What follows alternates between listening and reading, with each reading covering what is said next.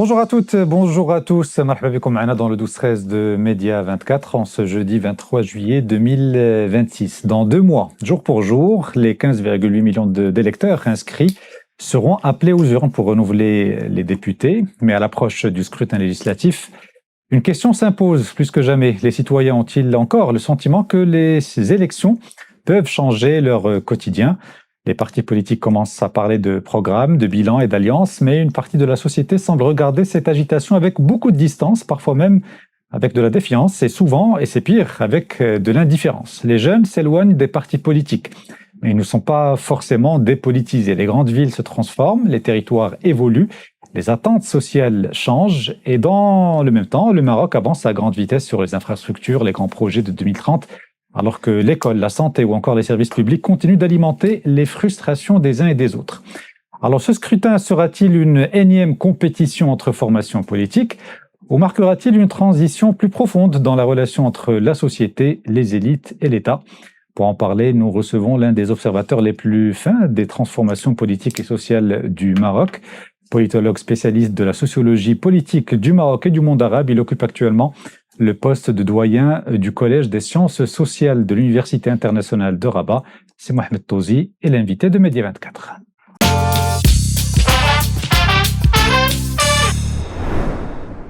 C'est Mohamed Touzi, bonjour, marhaba bik معنا dans le 13 de Média 24. Merci beaucoup, bonjour. Aziz Boustaït à ma droite. Bonjour Aziz. Bonjour Aziz, ça va? Ça va très bien. Salut, ça va, Bon, la Coupe du Monde est finie, j'ai commencé un épisode de mini-dépression, mais à part ça, tout va bien. On reprend une activité normale, comme ils disaient dans les guignols. Professeur Touzi, bonjour. Bonjour, c'est Aziz. Alors, on va parler politique aujourd'hui avec vous, c'est Mohamed Touzi. Et j'aimerais commencer par une question que je vous ai posée juste avant de commencer cet entretien. Je vous ai dit, bon, on est à 2 mois des prochaines élections législatives et je voulais savoir quel regard vous portez sur la scène politique marocaine actuelle. Ce à quoi vous m'avez répondu, est-ce qu'on a déjà une scène politique au Maroc? Est-ce que vous pouvez préciser cette pensée? Enfin, je préfère conceptuellement pas parler de scène parce que qui dit scène dit mise en scène. Oui. Dit aussi réalisateur, dit donc si on prend ce langage, parler plutôt d'un scénariste aussi, de scénariste, etc. Donc je dirais plutôt un champ politique. Le concept de champ restitue très bien la possibilité d'analyser ce qui se passe, c'est-à-dire identifier des acteurs, des enjeux, des tensions, des conflits, des coalitions. Ça, c'est intéressant. Et maintenant, bon, pour les sciences sociales du politique, parce que il faut déjà se mettre d'accord. Qu'est-ce que c'est que une activité politique? Qu'est-ce que c'est qu'un engagement politique? C'est quoi la politique? Et est-ce qu'on peut observer la politique en dehors des institutions politiques? C'est ça. Ça, on va en parler, effectivement. Mais restons sur les institutions politiques et les partis. J'aimerais bien avoir votre regard, effectivement, sur cette agitation politique à l'approche du scrutin du 23 septembre. Ouais, elle est normale, parce que je crois que la principale chose qu'on peut observer au Maroc, c'est la routinisation des processus électoraux. Mais en même temps, on assiste depuis maintenant au moins une vingtaine d'années. On est dans les 5-6 dernières élections, à une routinisation de processus électoral. Bien sûr, avec tous les ingrédients d'un processus électoral, un cadre institutionnel plus ou moins stable, même s'il est rediscuté chaque fois, à la marge, des partis politiques, si vous voulez, une certaine crédibilité du processus en soi, c'est-à-dire au niveau de son organisation technique, c'est-à-dire que ce soit la transparence physique des urnes ou que ce soit l'encadrement des bureaux de vote et leur constitution ou la définition des circonscriptions électorales et leur adaptation aux évolutions démographiques, que ce soit l'organisation de l'observation des élections en interne et à l'international. Donc les résultats sont plus ou moins crédibles. Donc il y a maintenant, il y a quelque chose avec laquelle on est allé un peu plus loin avec l'alternance de 10 ans avec le PJD, le retour, le départ du PJD, c'est qu'on a aussi testé la relation causale entre le bulletin de vote et l'arrivée au pouvoir. Ça, on a installé, j'allais dire, ce scénario d'ensemble. Donc, maintenant, en politiste, ou en observateur, ou même en analyste des sciences politiques, ça ne nous dit pas tout sur les élections sont à la marge, et pas uniquement au Maroc, partout dans le monde, actuellement d'un processus démocratique lui-même, c'est-à-dire de l'évolution des démocraties ou de l'installation d'un système politique pluraliste où il y a j'allais dire de la tension, du conflit géré, où il y a des points de vue sur la gestion de la chose publique différents, en concurrence, etc., où il y a une participation de la population. Ça, les élections sont vraiment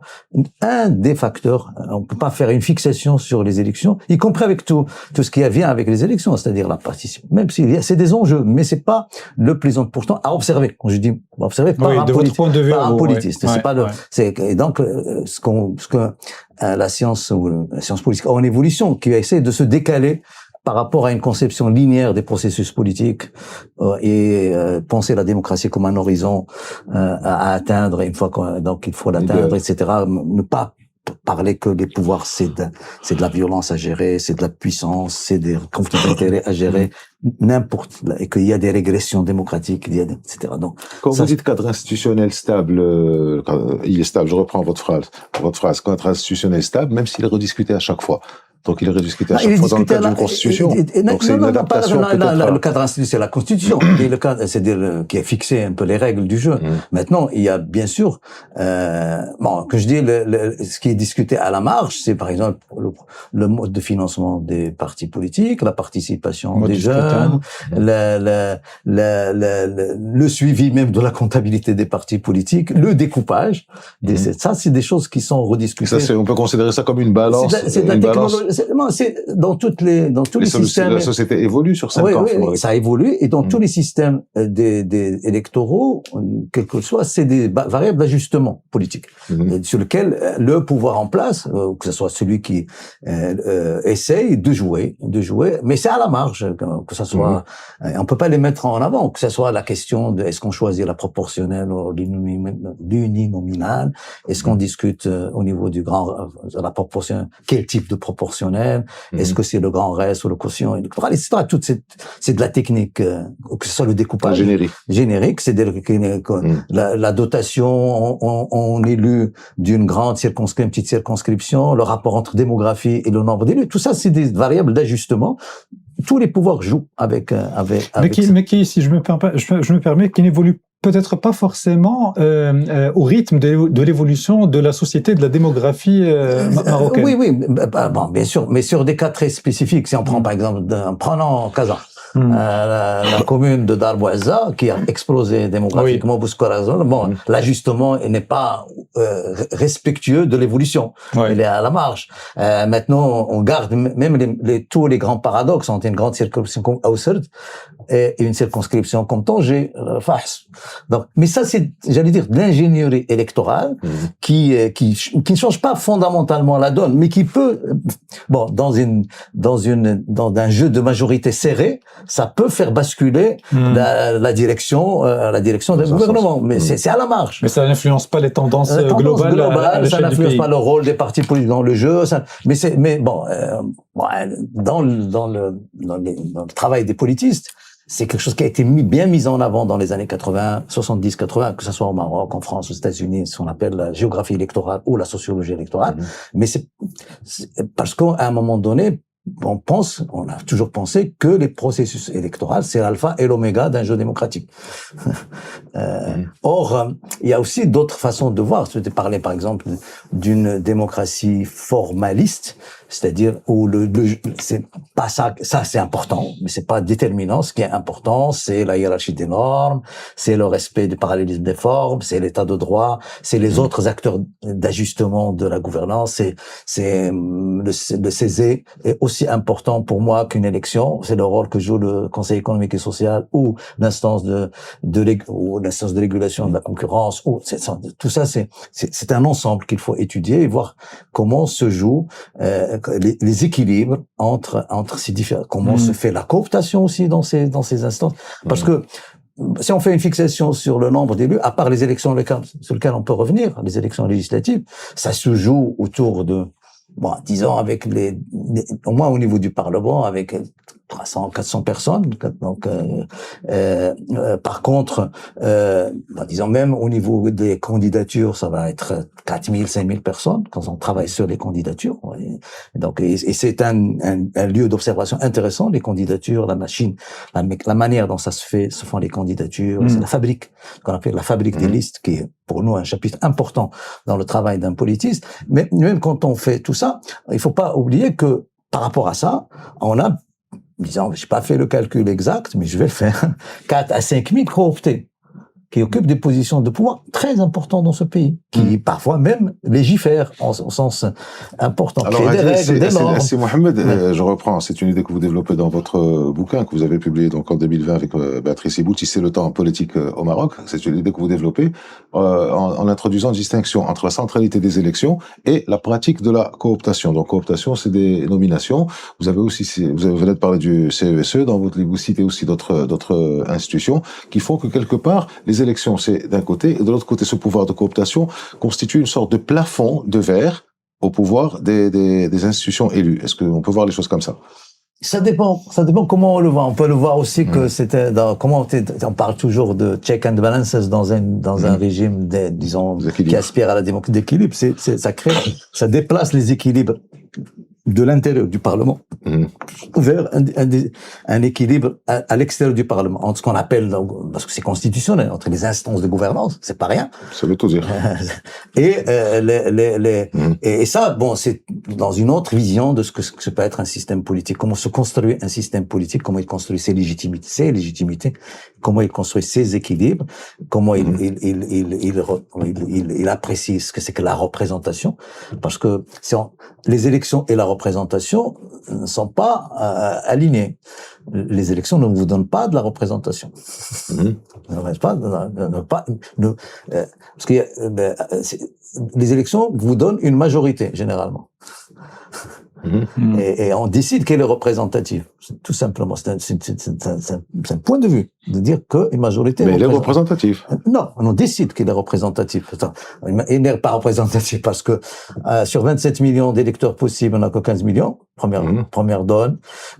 Sur ces 15 millions, il y en a que la moitié qui vote. Qui vote. Sur le vote, quand tu as sur un poste 7 candidatures, tu as, même au niveau local où le politique est très associé aux électeurs, il y a l'idée de représentation, quand on prend même les communales. Si tu prends par exemple un élu communal et tu décortiques qui l'a élu, tu vas trouver que c'est son lignage qu'il a élu. Oui. C'est juste son lignage. Moi, vous avez parlé tout à l'heure de l'abstention et vous avez dit en fait de votre point de vue de politiste, effectivement, c'est pas un indicateur important dans l'évolution des tendances politiques globales à l'échelle du pays, ce qui est vrai en partie, mais c'est vrai qu'à chaque élection, on scrute à la loupe ce taux d'abstention. Et moi, il m'intéresse pour deux raisons, parce qu'il y a différentes manières d'interpréter le taux d'abstention d'une élection.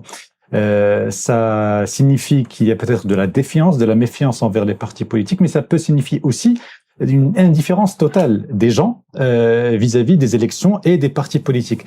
Est-ce que vous arrivez à faire la différence entre les deux quand on analyse un scrutin ou bien une tendance politique? Est-ce que à partir du taux d'abstention d'une élection donnée, on peut mesurer par exemple cette notion d'indifférence qu'ont parfois les gens et qui peut-être est souvent pire que la méfiance ou la défiance envers la politique? Là aussi, les sciences politiques se sont beaucoup intéressées à ça. D'abord, on ne peut pas avoir les données. Il n'y a pas que l'abstention.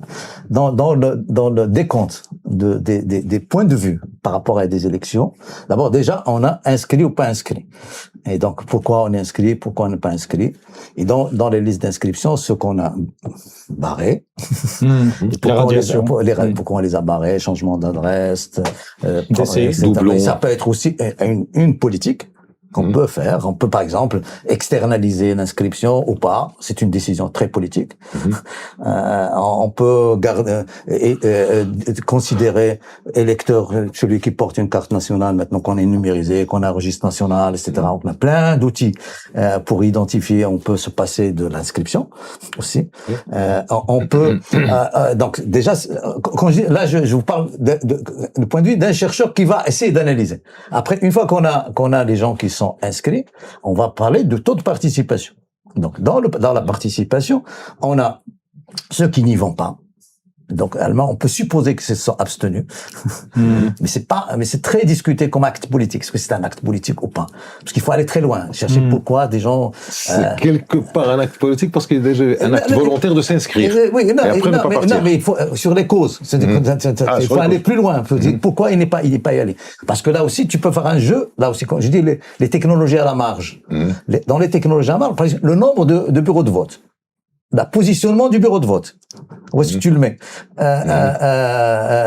Bien sûr, et c'est là où si tu as des enjeux, le mode de déplacement, le bureau de vote, est-ce que tu vas amener des gens, tout ce qui, d'ailleurs, des causes de nullité du scrutin que parfois le Conseil constitutionnel observe. Est-ce que tu vas ramener les gens, etc.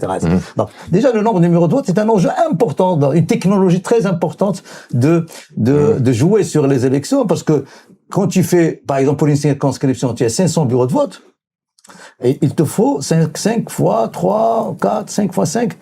Il te faut, donc si tu as 500 fois 5, donc faites le calcul, de personnes qui doivent encadrer le bureau de vote. Parce que plus les superviseurs des partis. Tu as 5, tu as un monde énorme, il faut les nourrir. Oui. Il faut les transporter. Donc, tout ça se joue.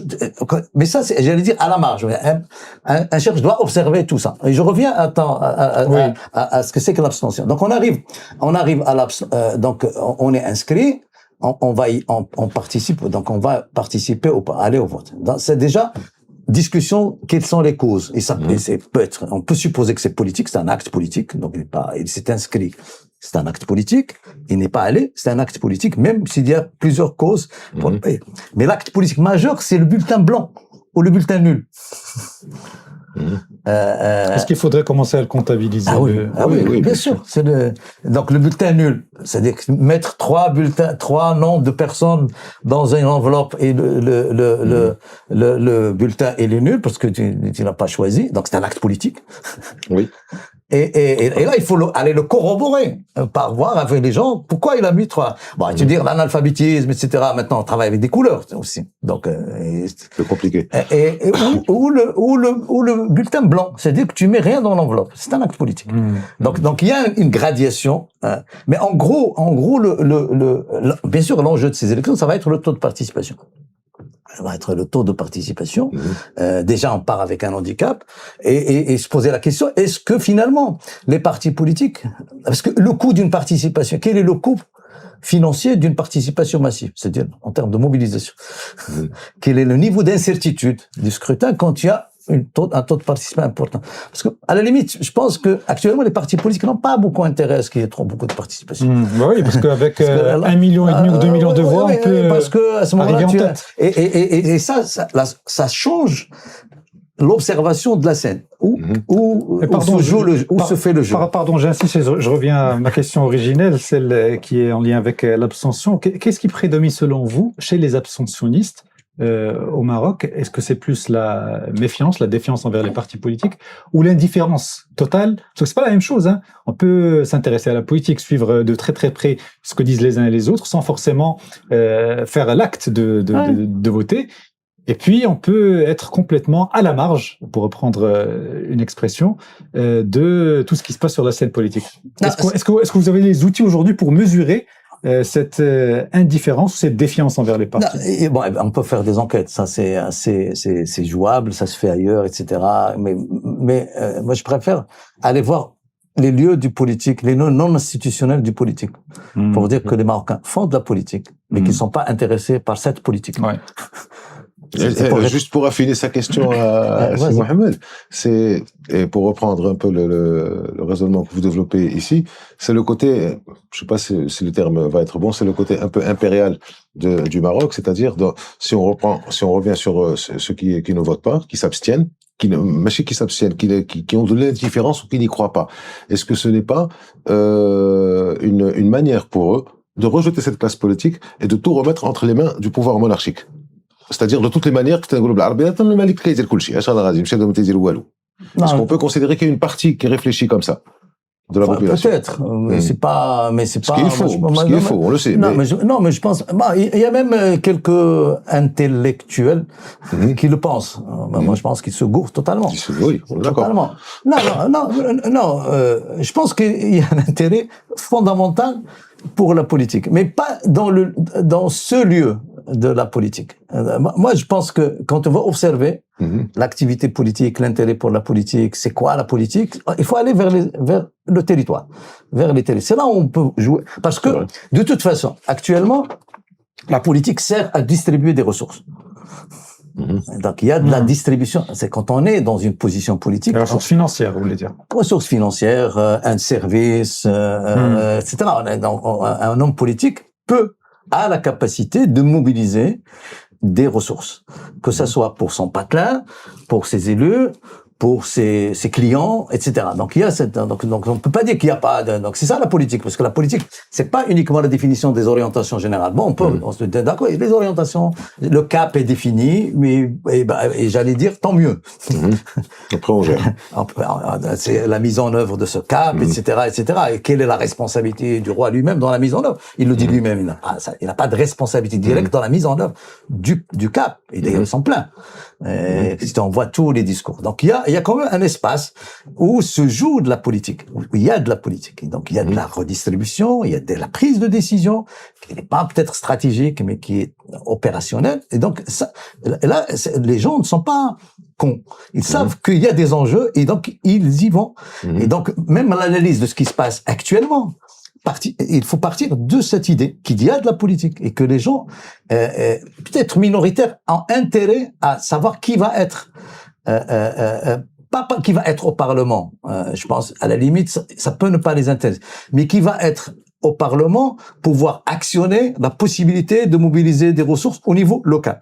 Maintenant, moi j'étais ce week-end chez Adva, les élus locaux actuellement sont dans un peu, pas sceptiques, pas indifférents. Ils sont mobilisés. Les élections, pour eux, ces élections sont importantes. Mais ils se posent la question, pour qui je vais me mobiliser, parce que c'est aussi on parle des courtiers de voix, et c'est normal que ce soit des courtiers. Les gens, les élus locaux sont des courtiers pour les élections législatives actuellement. C'est le rôle qu'ils jouent actuellement. Ils se posent la question, pour quel parti à la limite je vais voter? Ils se posent la question du parti. Bien sûr, pour quel parti je vais voter, et que ce parti ait la capacité ait des chances, entre guillemets, des chances d'être les premiers pour que je puisse voter pour lui, parce que les partis n'arrivent pas encore, parce que maintenant, je pense que depuis 3-4 jours, ça a bougé, parce qu'on a, en gros, le cap de l'alignement, si vous voulez, de la hiérarchie, bon, plus ou moins, mais il y a de l'indécision toujours, mais et donc les gens peuvent parier sur qui va porter la voix du local. Et donc, sur le plan national, c'est-à-dire le plan législatif. Tout ça, c'est de la redistribution des ressources. Parce que, de toute façon, quand tu es le premier parti du pays, tu as une capacité, tu la réalises ou tu la réalises pas, mais tu as une capacité de redistribuer. C'est-à-dire parce que tu vas occuper une position au niveau du conseil régional, conseil préfectoral, etc. Et donc, tu as des allocations de ressources. Je sais pas, sur l'eau potable, tu as un budget X et il faut le répartir entre les provinces et les communes. Si tu as ton champion, peu importe son parti, qu'il est, donc il va défendre, et tu peux penser qu'il va défendre ta cause. Et actuellement, et ça, c'est de la politique. Je veux qu'on parle des jeunes, si vous le voulez bien, parce que on entend souvent de plus en plus que les jeunes ne s'intéressaient plus à la chose politique. Est-ce que selon vous c'est une réalité sociologique ou c'est une facilité de langage, ou est-ce que, comme vous venez de le dire à l'instant, les gens et les jeunes notamment s'intéressent à la politique mais différemment, ils le font ailleurs, pas forcément dans des structures institutionnelles? Dès les années 80, je suis un peu âgé, donc on avait constitué un groupe qui s'appelle les lieux non institutionnels du politique. Donc, en disant finalement, on peut pas s'intéresser, parce qu'après, quand j'étais étudiant, on s'intéressait uniquement Donc on était dans un régime plutôt autoritaire, on s'intéressait au Parlement, aux élections, etc. Et à ce moment-là, bon, il y avait tout un courant, pas uniquement au Maroc, c'était un courant international, plutôt sur l'Afrique et même en Europe, sur ce qu'on appelle la politique par le bas, ou les lieux dans l'institution du politique. C'est un courant de sciences politiques qui est devenu assez puissant et qui est actuellement important et qui essaie d'observer justement ces lieux. Et les façons de faire la politique, c'est de s'intéresser à la chose publique, de s'intéresser et bon, bien sûr que les jeunes, bon, là, c'est la preuve, il y a eu une génération Gen Z qui était mobilisée sur des actions, sur des revendications politiques. C'est pour ça que je pose la question. Inégalité territoriale, juste. Il y a actuellement, bon, quelqu'un qui a observé, le vrai lieu d'observation, c'est pas Rabat et Casa. Le lieu, c'est vraiment les territoires. C'est les territoires. Actuellement, moi, je peux te donner une commune sur laquelle je travaille depuis 35 ans. Donc, Ounain, une commune du Haut-Atlas. Laquelle? Ounain. Du Haut-Atlas. Donc, oui. 65 villages, donc 65, 72 villages. Donc, chaque village a au moins une association. Au moins une association. Au moins une association. Et souvent une association de jeunes. Et parfois, ça démarre autour de la construction d'un terrain de foot. Et puis ça va vers la gestion d'irrigation, vers la recherche de fonds pour l'eau potable, donc il y a ça c'est une forme d'engagement politique, social et citoyen. Une politique qui est politique parce que donc ça c'est bon, on peut parler de la chanson, on peut parler du stade du foot, des ultras, le discours politique le plus cohérent et le plus structuré, le plus organisé, c'est les hymnes du Raja, les hymnes du WAC, du Phare, des phares, du MAS, actuellement, il y a des messages exportés même. Par exemple, sur le soutien à la Palestine n'était pas beaucoup moins sur le boulevard devant le Parlement, le boulevard de Rabat, que sur. Donc c'est des lieux d'expression politique extrêmement forts. Maintenant, quelle est la capacité des partis politiques à capter tout ça, comment ils font, etc. C'est là aussi c'est un lieu d'observation et on peut se dire. Alors pour rester sur si tu permets, pour rester sur les jeunes, bon, il y a eu ce mouvement en septembre, en octobre, et puis il y a ce que vous avez toujours défendu, c'est-à-dire cette continuité historique, cette continuité culturelle, cette continuité sociologique qu'il y a. Or, ce qu'on voit chez les Gen Z, et la jeunesse d'une manière générale, c'est une forme de rejet, d'accord, de ce qui s'est passé avant, ou une forme au moins de rupture de ce qui s'est passé avant. C'est-à-dire, vous avez eu votre vie, vous avez dit vous n'êtes pas si jeune, moi non plus, vous avez eu votre vie, toute l'histoire, et nous, on a la nôtre. Donc, on a de nouvelles règles. Est-ce que vous ne pensez pas qu'il y a un danger là-dedans, c'est-à-dire une jeunesse qui réfléchit selon des critères actuels, selon des critères modernes, en rejetant tout notre patrimoine historique. Est-ce que vous ne pensez pas qu'il peut y avoir une distorsion dans ces résultats électoraux qui doivent venir maintenant? Pardon, si je peux me permettre, parce que c'est pas un fait nouveau, parce que avant, il y avait cette notion de transmission entre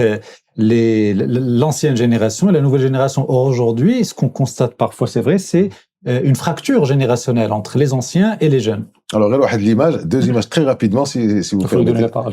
Très, très rapidement. En 2002, il y avait une manifestation avec des jeunes journalistes. De journalistes. On peut vivre sans journaliste, on peut pas vivre sans policier. C'était en 2000-2001.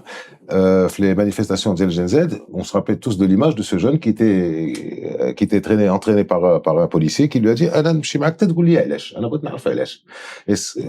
la différence qu'il y a eu sur une génération, est-ce qu'on peut pas la voir maintenant dans la marche sociale que nous avons et dans les élections qui vont arriver? Enfin, moi, je suis très prudent sur le concept de rupture. On peut pas. D'abord, sur même la génération elle-même et sa représentativité par rapport à l'ensemble de la jeunesse. Donc, c'est très marginal. Et puis, c'est une éruption qui n'a pas eu vraiment de suite, qui est un symptôme de changement, mais qui ne dit pas le changement, juste un symptôme de ce changement. Effectivement, parce que sur le mode de constitution, sur le mode d'expression, sur les technologies utilisées, etc., sur l'appartenance à un mouvement global, etc. Mais ça reste parce que moi, si je veux observer, et on revient au foot, si je veux observer où se fait, parce qu'on dit faire de la politique, c'est être capable de s'organiser, de se faire financer, de produire, d'avoir un portefeuille de slogans, de se positionner politiquement, etc. Et ça, la mutation, là, quand on observe un peu et même est-ce que anti-système, pro-système, etc. Les enjeux ne se posent plus de cette façon. C'est là où il y a le changement, pas rupture. C'est que tu peux être critique sans être hors système, ni anti-système. Donc on est en gros, la jeunesse, elle est plutôt réformiste, globalement, réformiste que révolutionnaire. C'est ça la grande différence, y compris le mode révolutionnaire sur le registre islamiste. Donc là aussi il est derrière. Donc on est donc où se jouent de vrais enjeux politiques, parce que les enjeux politiques qui sont là et que porte la jeunesse de façon directe ou indirecte. C'est les inégalités, c'est la moralisation du politique, c'est la question des injustices, le service public, et c'est la question des services publics et les disparités territoriales. Et ça, c'est des vrais enjeux politiques sur lesquels c'est là où la classe politique n'est pas arrivée à se connecter pour pouvoir, parce que dans un système politique, bien sûr, généralement, quand on fait un peu de ce qu'on appelle le structure-fonctionnalisme, il y a un moment où il faut des agrégations des demandes. Il faut une instance, une médiation qui puisse agréger ces demandes qui peuvent être disparates, et qu'il faut les agréger et les formuler politiquement. C'est le rôle des partis politiques. Des partis politiques, de la société civile, de la presse, etc. Parce que les enjeux sont pas, il n'y a pas qu'un acteur maintenant. C'est-à-dire que, moi, quand vous dites les partis politiques, je veux dire, la presse est aussi importante que les partis politiques. Sinon, plus importante maintenant que les partis politiques. Et donc, un chroniqueur est aussi important qu'un parti politique. Quelqu'un qui commente la vie politique est aussi important. Vous dites ça pour Aziz Boustami. Ouais, Aziz et pour d'autres. Mais oui, de toute façon, on peut le reconnaître. C'est-à-dire qu'il joue un rôle dans l'interprétation de ce qui se passe et même dans qui sont très importants. Et là, le cadre général suppose justement cette pluralité des structures et des institutions et des règles qui les régissent, des façons de faire, pour avoir au moins de cadre institutionnel, mais aussi de la liberté, d'expression, etc. J'insiste sur cette question de la fracture générationnelle. Je ne sais pas ce que vous en pensez réellement. Est-ce qu'aujourd'hui, il y a une fracture générationnelle entre les jeunes et leurs aînés? Ou est-ce que c'est un fantasme? Non, il y a toujours eu de pourquoi on parle de génération? Pourquoi on parle de génération? Parce que c'est chaque génération, la génération n'est pas uniquement un concept biologique. C'est pas une question d'âge. Génération, c'est une question d'un vécu ensemble.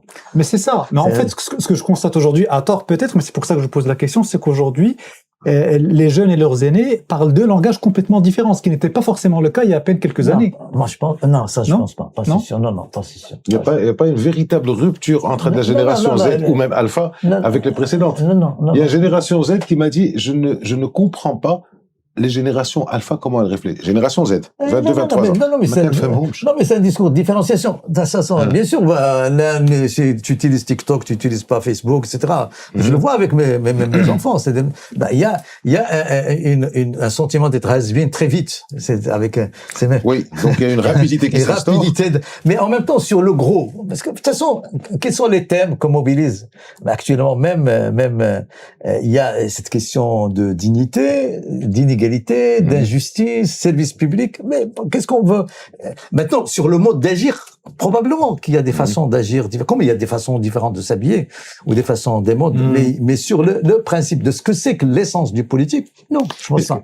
Rapidement, ce que j'ai remarqué aussi, c'est que les jeunes se mobilisent souvent autour de causes bien précises. Vous avez donné l'exemple des jeunes dans la localité où ils ont construit un terrain de foot, etc. Mais ils s'organisent rarement sur des projets à moyen long terme. Alors, qu'est-ce que ça dit de l'engagement politique ou citoyen des jeunes aujourd'hui au Maroc? Non, moi, on n'a pas d'informations. Ouais. Il faut aller chercher. Moi, je te dis, par exemple, je peux te montrer même des images, des jeunes qui sont mobilisés actuellement autour d'une station d'épuration des eaux usées. et qui se, pas mobilisation, c'est-à-dire mobilisation, c'est de travailler, se mobiliser, s'organiser. Ils sont dans l'efficacité, quoi, ici. Non, mais aussi dans des enjeux politiques majeurs, c'est-à-dire l'économie de l'eau, la réutilisation des eaux usées, l'hygiène. Maintenant, est-ce qu'un parti politique va porter ça et dire qu'actuellement on a 47 000 douars et qu'on a besoin de 47 000 steps et qu'il faut techniquement mobiliser de nouvelles technologies pour faire des steps par douar de 40 ménages, etc. Moi, c'est des actes politiques, mais il n'y a aucun parti politique qui prend en charge cette cause. Mais quand vous dites faire réformiste, quand vous parlez des jeunes, vous dites ils sont réformistes, ils sont pas révolutionnaires, je vous entends, on est tout à fait d'accord là-dessus. Vous n'entendez pas vous ne vous attendez pas, moi personnellement je m'y attends, à une surprise qui viendrait des jeunes, à une mobilisation des jeunes pour les prochaines élections. C'est-à-dire, on a fait ce qu'on a fait en octobre, ça marche pas. La violence, manifestation, etc., ça marche pas. Donc on va essayer autre chose, on va changer de fusil d'épaule. Est-ce que vous n'attendez pas un ras-de-marée? Tout simplement pour dire les choses. Bien sûr. Est-ce que c'est possible? Bien sûr que c'est possible. On peut s'attendre à un boycott, Ou la boycott. Parce que de toute façon, même le processus de mobilisation ayant changé, il est sous forme de l'éruption, un peu volcanique. Donc tu ne peux même pas prévoir. Donc ça dépend du point de départ, du slogan de départ, de la technologie utilisée, des relais qu'on peut avoir. Bien sûr que tu peux. L'image est exacte et bonne, l'image. On sait pas quand est-ce que ça commence, on sait pas où c'est que ça va après. Donc c'est de l'éruption. Mais maintenant, moi, c'est de l'éruption. Après, qui va en capter les résultats? Il faut s'y préparer. De toute façon, mais on n'est pas dans des projets politiques. C'est pas un mouvement politique. C'est même pas très difficile de dire. Même Gen Z, on a beaucoup discuté sur est-ce que le qualifier d'un mouvement social ou pas. C'est pas. Oui. Comment vous le qualifiez, vous? C'est une éruption. Éruption, ouais. Inattendue. Ras-le-bol. Attendu ou inattendu? Non, qui est attendu, qui est toujours attendu, parce que de toute façon les causes sont là. Et maintenant, quel est l'étincelle qui va faire émerger? L'étincelle était un drame, et donc ça peut. Laissons de côté les jeunes. J'aimerais élargir un petit peu la discussion, puisque vous étudiez depuis plusieurs décennies maintenant les transformations profondes et silencieuses de la société marocaine. C'est très intéressant d'avoir votre regard là-dessus. Quelle est aujourd'hui, selon vous, la mutation la plus importante que le champ politique ne semble pas encore avoir comprise? C'est la mutation démographique. Ouais. C'est les résultats de la dernière enquête sur la famille. Qu'est-ce que ça dit de la société marocaine d'aujourd'hui? Ça dit que les partis n'ont pas compris. D'abord, ça dit que on peut même faire chaque fois le lien avec les élections. On peut faire maintenant, 80, j'ai pas les chiffres exacts, je vais faire des conneries, mais 90%, 92%, maintenant des familles sont plutôt nucléaires. On est dans les 3/4 à peu près. Donc, il y a 30 ans, on parlait beaucoup du vote collectif. À quel niveau? Familial. Donc, mobilisation familiale. Vous vous rappelez un peu dans les années 90, les capots de quartier, etc., qui viennent vendre les voix. C'est difficile, vu la configuration démographique, y compris dans le rural. Par exemple, je prends une autre donnée qui est très importante. Un pourcentage très important. J'ai pas ramené des chiffres, mais un pourcentage très. De toute façon, ils sont disponibles. Et le HCP fait du bon travail là-dessus. Les 3/4 des familles, dans le chef de famille, il y a 1 million de foyers qui ont un chef de famille femme. Et donc, il faut faire peut-être le lien avec la représentativité, etc. Tu as, par exemple, plus de 3/4 des familles dont le chef de famille est âgé de plus de 65 ans sont des nivites. Des nivites, c'est-à-dire qu'il n'y a pas d'enfants. Il n'y a pas d'enfants. Et ça, parce que le plus important, c'est que dans le rural. C'est pas uniquement l'urbain, dans le rural. Et donc, se pose la question, par exemple, en montagne, qui va travailler la terre? Un problème majeur actuellement, politique majeur, c'est la main-d'œuvre agricole. Majeur, qui est majeur, parce que cette année, on a eu une très bonne récolte d'olives. Il y a encore. Moi, actuellement, on est en fin juillet, donc début août. Il y a encore dans des champs partout. Tu fais le parcours des champs qui sont pas encore moissonnés. là où la machine ne peut pas accéder, il y a encore, j'ai pas les chiffres, enfin, on n'a pas fait d'enquête. C'est passé aussi pour la reconstruction de le manque de main-d'œuvre. Et donc, tu as l'orge et le blé est moissonné, mais on n'a pas encore battu. Ça, c'est une conséquence directe de l'évolution démographique du pays.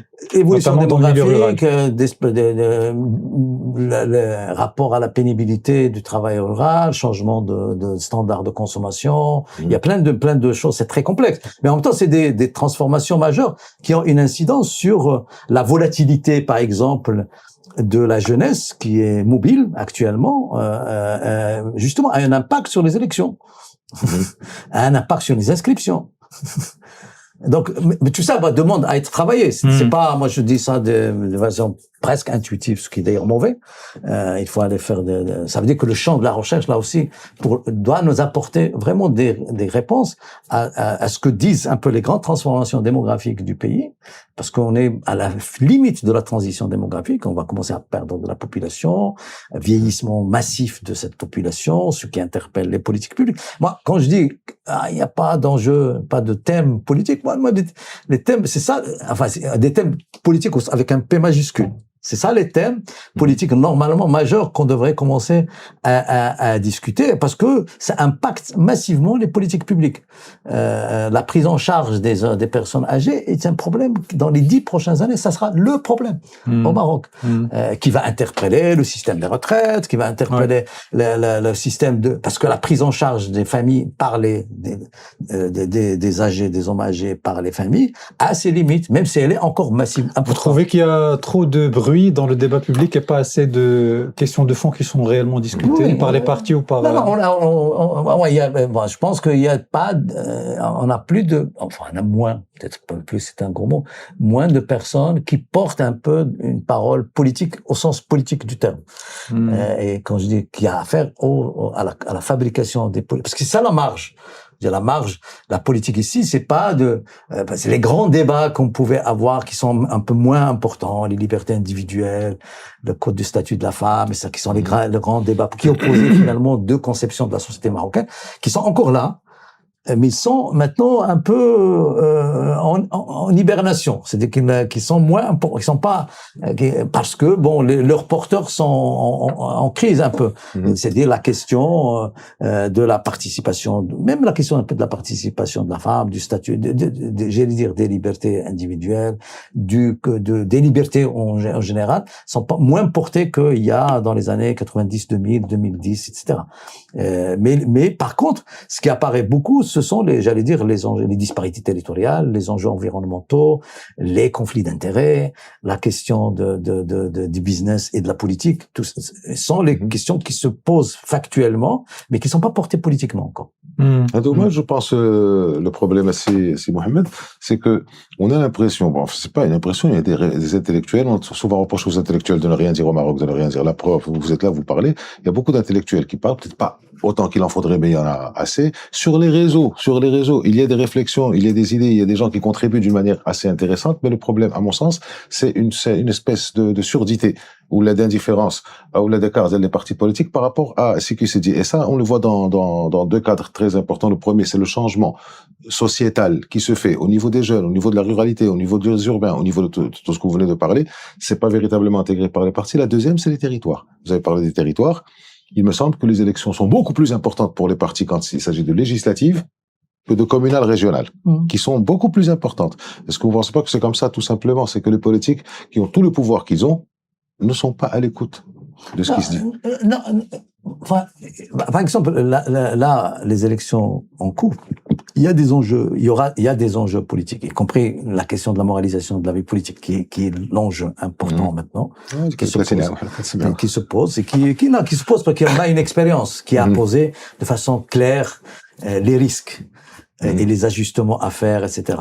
Il y a une autre question qui n'est pas intégrée, qui n'est pas discutée, qui est quelle place pour les institutions de gouvernance dans les équilibres régionaux. Est-ce que parce que bon, le CESE produit des rapports, les CNDH produisent des rapports, même la Cour des comptes produit des rapports, mais très peu d'incidence sur le jeu politique lui-même, etc. Bon, ça, c'est des questions. Par contre, ce qui est central, moi, je pense que les élections législatives actuelles se jouent dans les territoires, vont se jouer dans les territoires.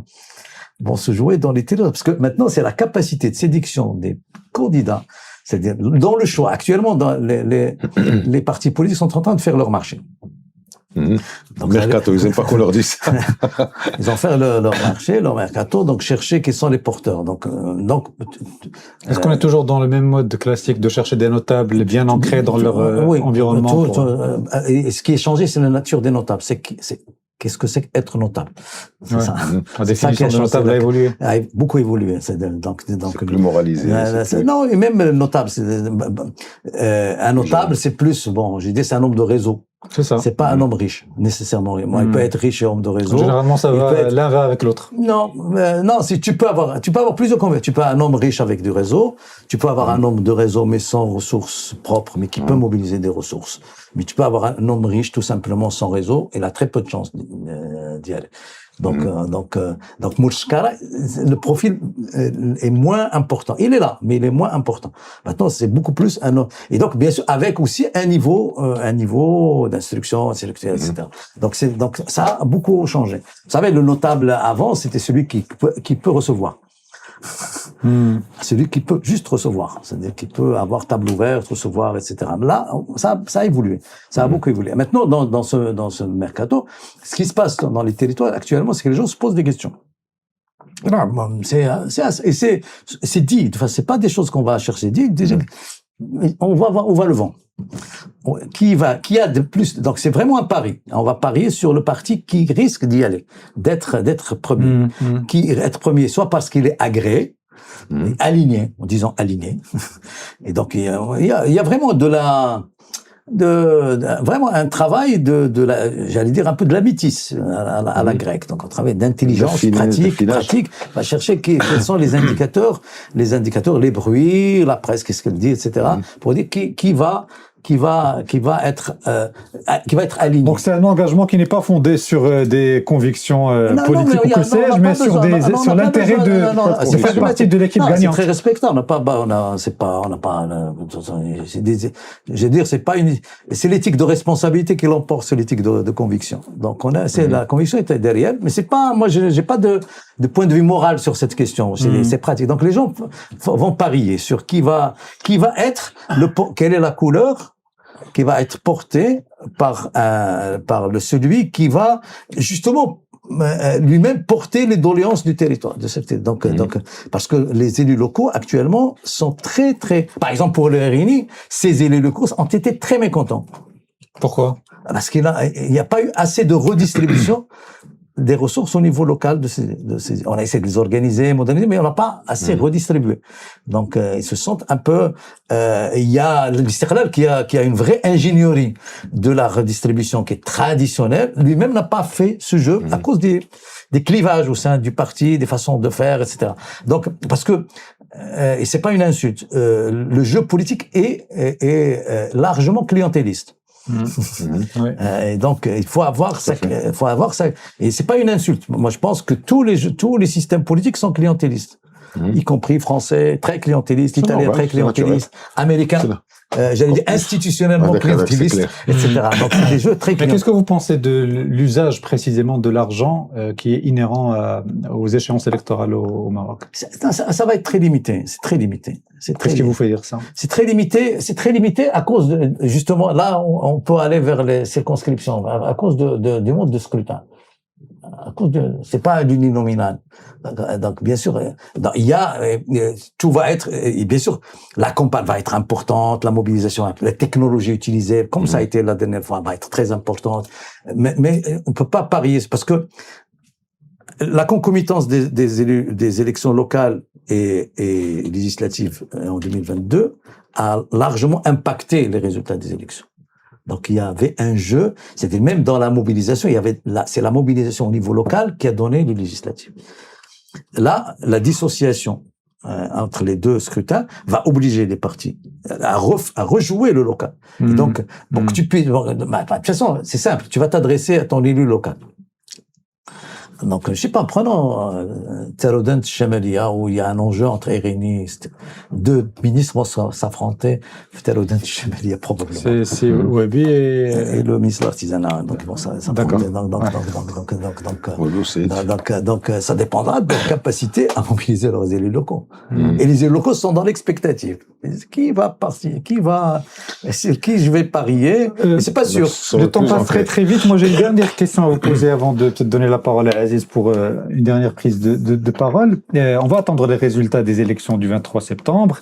Il y aura forcément oui, on va parler de l'UIR aussi, ne vous inquiétez pas.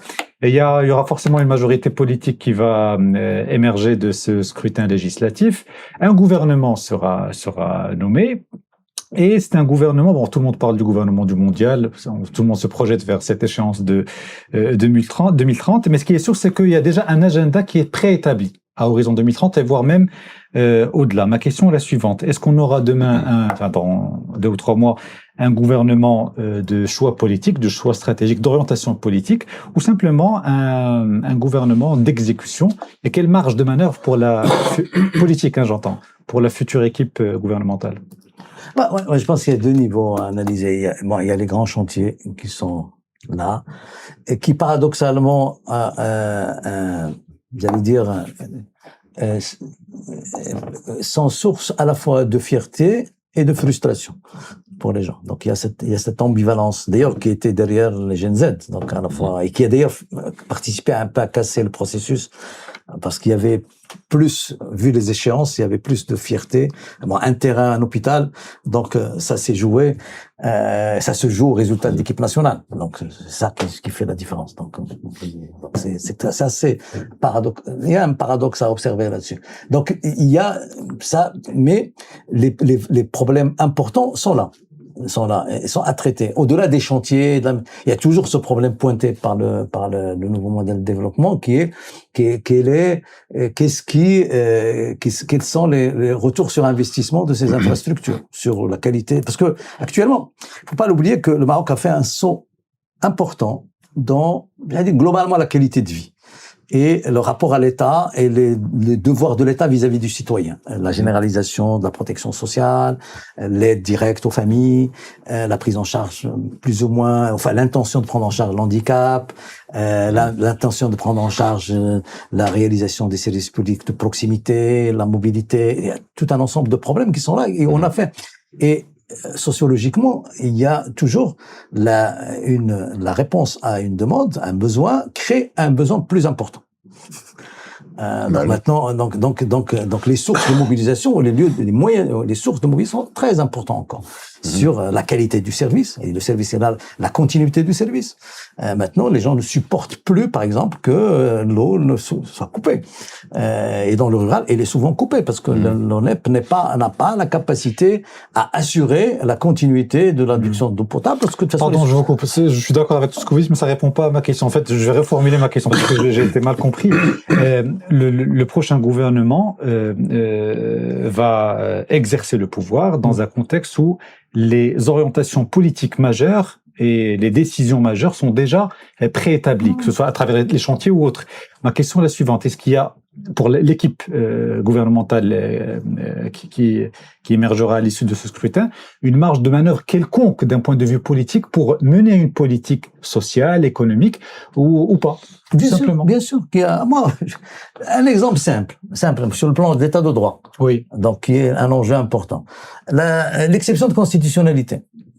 On en parle. On est en train d'en parler, mise en œuvre, etc., avec un nouveau rôle au Conseil constitutionnel, etc. Donc, c'est un principe de régulation important de l'état de droit qui est fondamental. La question du code de la presse. Ça, c'est on va pas dire que c'est décidé. C'est pas décidé. Ah ben non. Les enjeux les conflits d'intérêts, les enjeux d'intérêts sont là. Oui.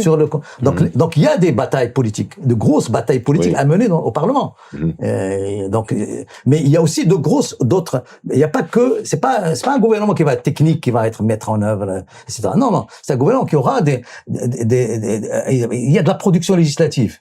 Donc, il y a rien que ça.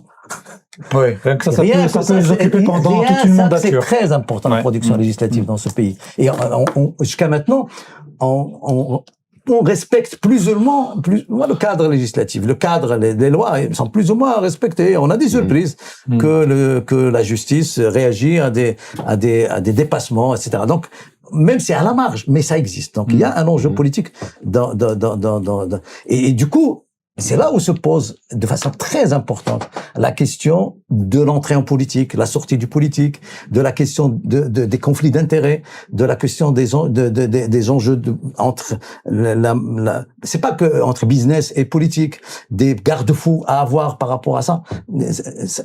En plus, les gros chantiers que le Maroc, au-delà des chantiers d'aller dans des stades et des routes, etc., et du TGV, etc., au-delà de ça, il y a le gros chantier de la protection sociale, de la question de la retraite, de la question de la caisse de compensation. Ça, c'est des enjeux de la question de l'équilibre financier du pays. Droit du travail. De la question de la place des entreprises publiques et de leurs relations à l'État.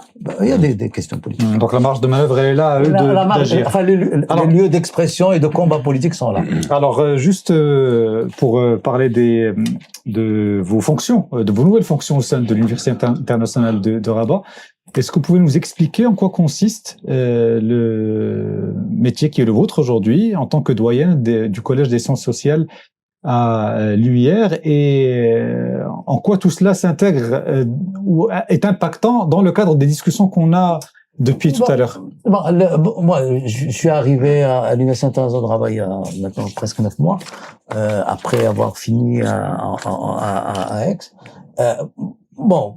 Pour participer à ce projet qui est le projet d'une université qui se dit privée, mais en fait qui est financée par de l'argent public, mais qui est à la limite à but non lucratif.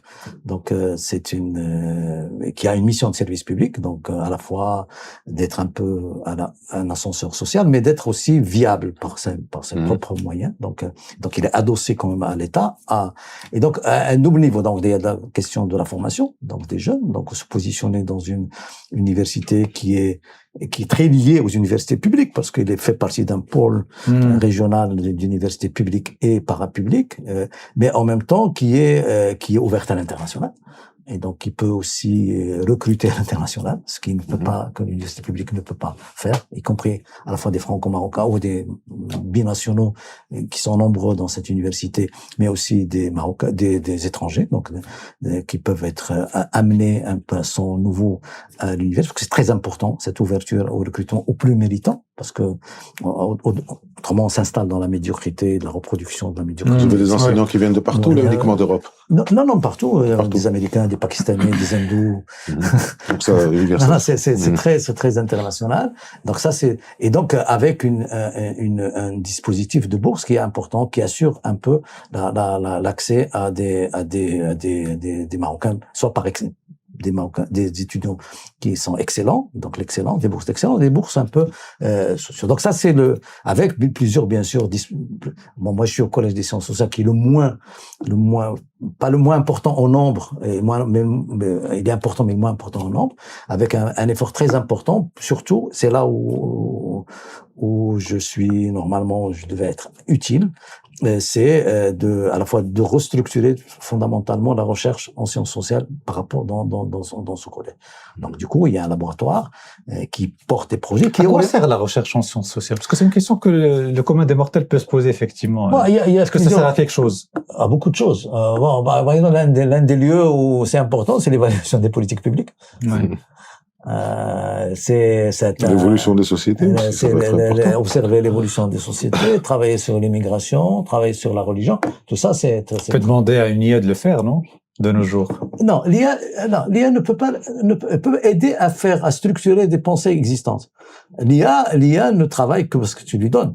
Donc, l'IA actuellement est fondamentalement alimentée par de la ressource européenne et plutôt américaine. Donc, ça dépend si tu l'interroges en arabe, tu vas donner très peu de choses. Tu l'interroges en français un peu plus, en espagnol un peu plus. Tu l'interroges en anglais un peu plus. Et avec un gros biais. C'est-à-dire, l'IA, par exemple, un Mohamed ne peut être qu'un assistant de recherche. Il ne peut pas produire de la théorie. Donc, vous nous disiez tout à l'heure ça va jusque-là. Vous nous disiez tout à l'heure que vous avez intégré justement de la manière la plus intelligente possible l'IA dans les cursus de formation. Transforme fondamentalement la question pédagogique. Parce que l'IA est là, elle est utilisée beaucoup par les jeunes, par les profs, par les administrateurs, etc. Bien sûr, elle aide beaucoup à organiser une pensée. Et donc, du coup, la compétence n'est plus dans le résultat, dans ce que tu donnes comme résultat, parce que l'information existe. Avant, la compétence était mobiliser de l'information, donc la bibliographie était très importante, mobiliser l'information et la synthétiser. Actuellement, c'est beaucoup plus comment la compétence, c'est comment arriver à mobiliser cette information. C'est que l'information existe, donc c'est dans le prompt, dans la manière de questionner. Oui. Et donc, du coup, dans l'évaluation actuellement, il y a une éthique à imposer. Donc, on est en train d'adopter une charte éthique pour l'utilisation de l'IA et de l'introduire dans la formation. Et donc, il y a un déplacement. Donc, retour d'ailleurs, j'allais dire, à la pédagogie coranique, la mnémotechnie est importante actuellement dans l'apprentissage. Donc, il faut développer la mémoire des gens. Donc, même est devenu une compétence importante. Donc, parce que, comme vous le savez, les technologies, la concentration, l'attention est devenue volatile. L'étudiant ne peut pas se concentrer. C'est toujours scroll, donc on passe. Donc, la mnémotechnie et la restitution orale, la calligraphie, c'est-à-dire écrire manuellement. Donc, on revient à la disserte. On doit revenir à la dissertation, donc page blanche, dissertation. On revient au classique. Et on revient aussi un peu à la mnémotechnie et surtout à la restitution orale, la communication. Très bien. Bien, écoutez, nous allons conclure là-dessus. Merci beaucoup, c'est Mohamed Touzi. C'était un plaisir de vous accueillir et d'échanger avec vous. Moi aussi. Et je vous dis à très bientôt, Inch'Allah, dans le 12-13 de Média 24. Peut-être après les résultats du 23 septembre, on vous réinvitera pour peut-être débriefer les politiques avec si Mohamed Touzi. Merci beaucoup, c'est Mohamed Touzi. À bientôt. Nous, on reste ensemble pour la suite de cette émission. On se retrouve juste après cette petite pause avec Aziz Bousta. Tout de suite.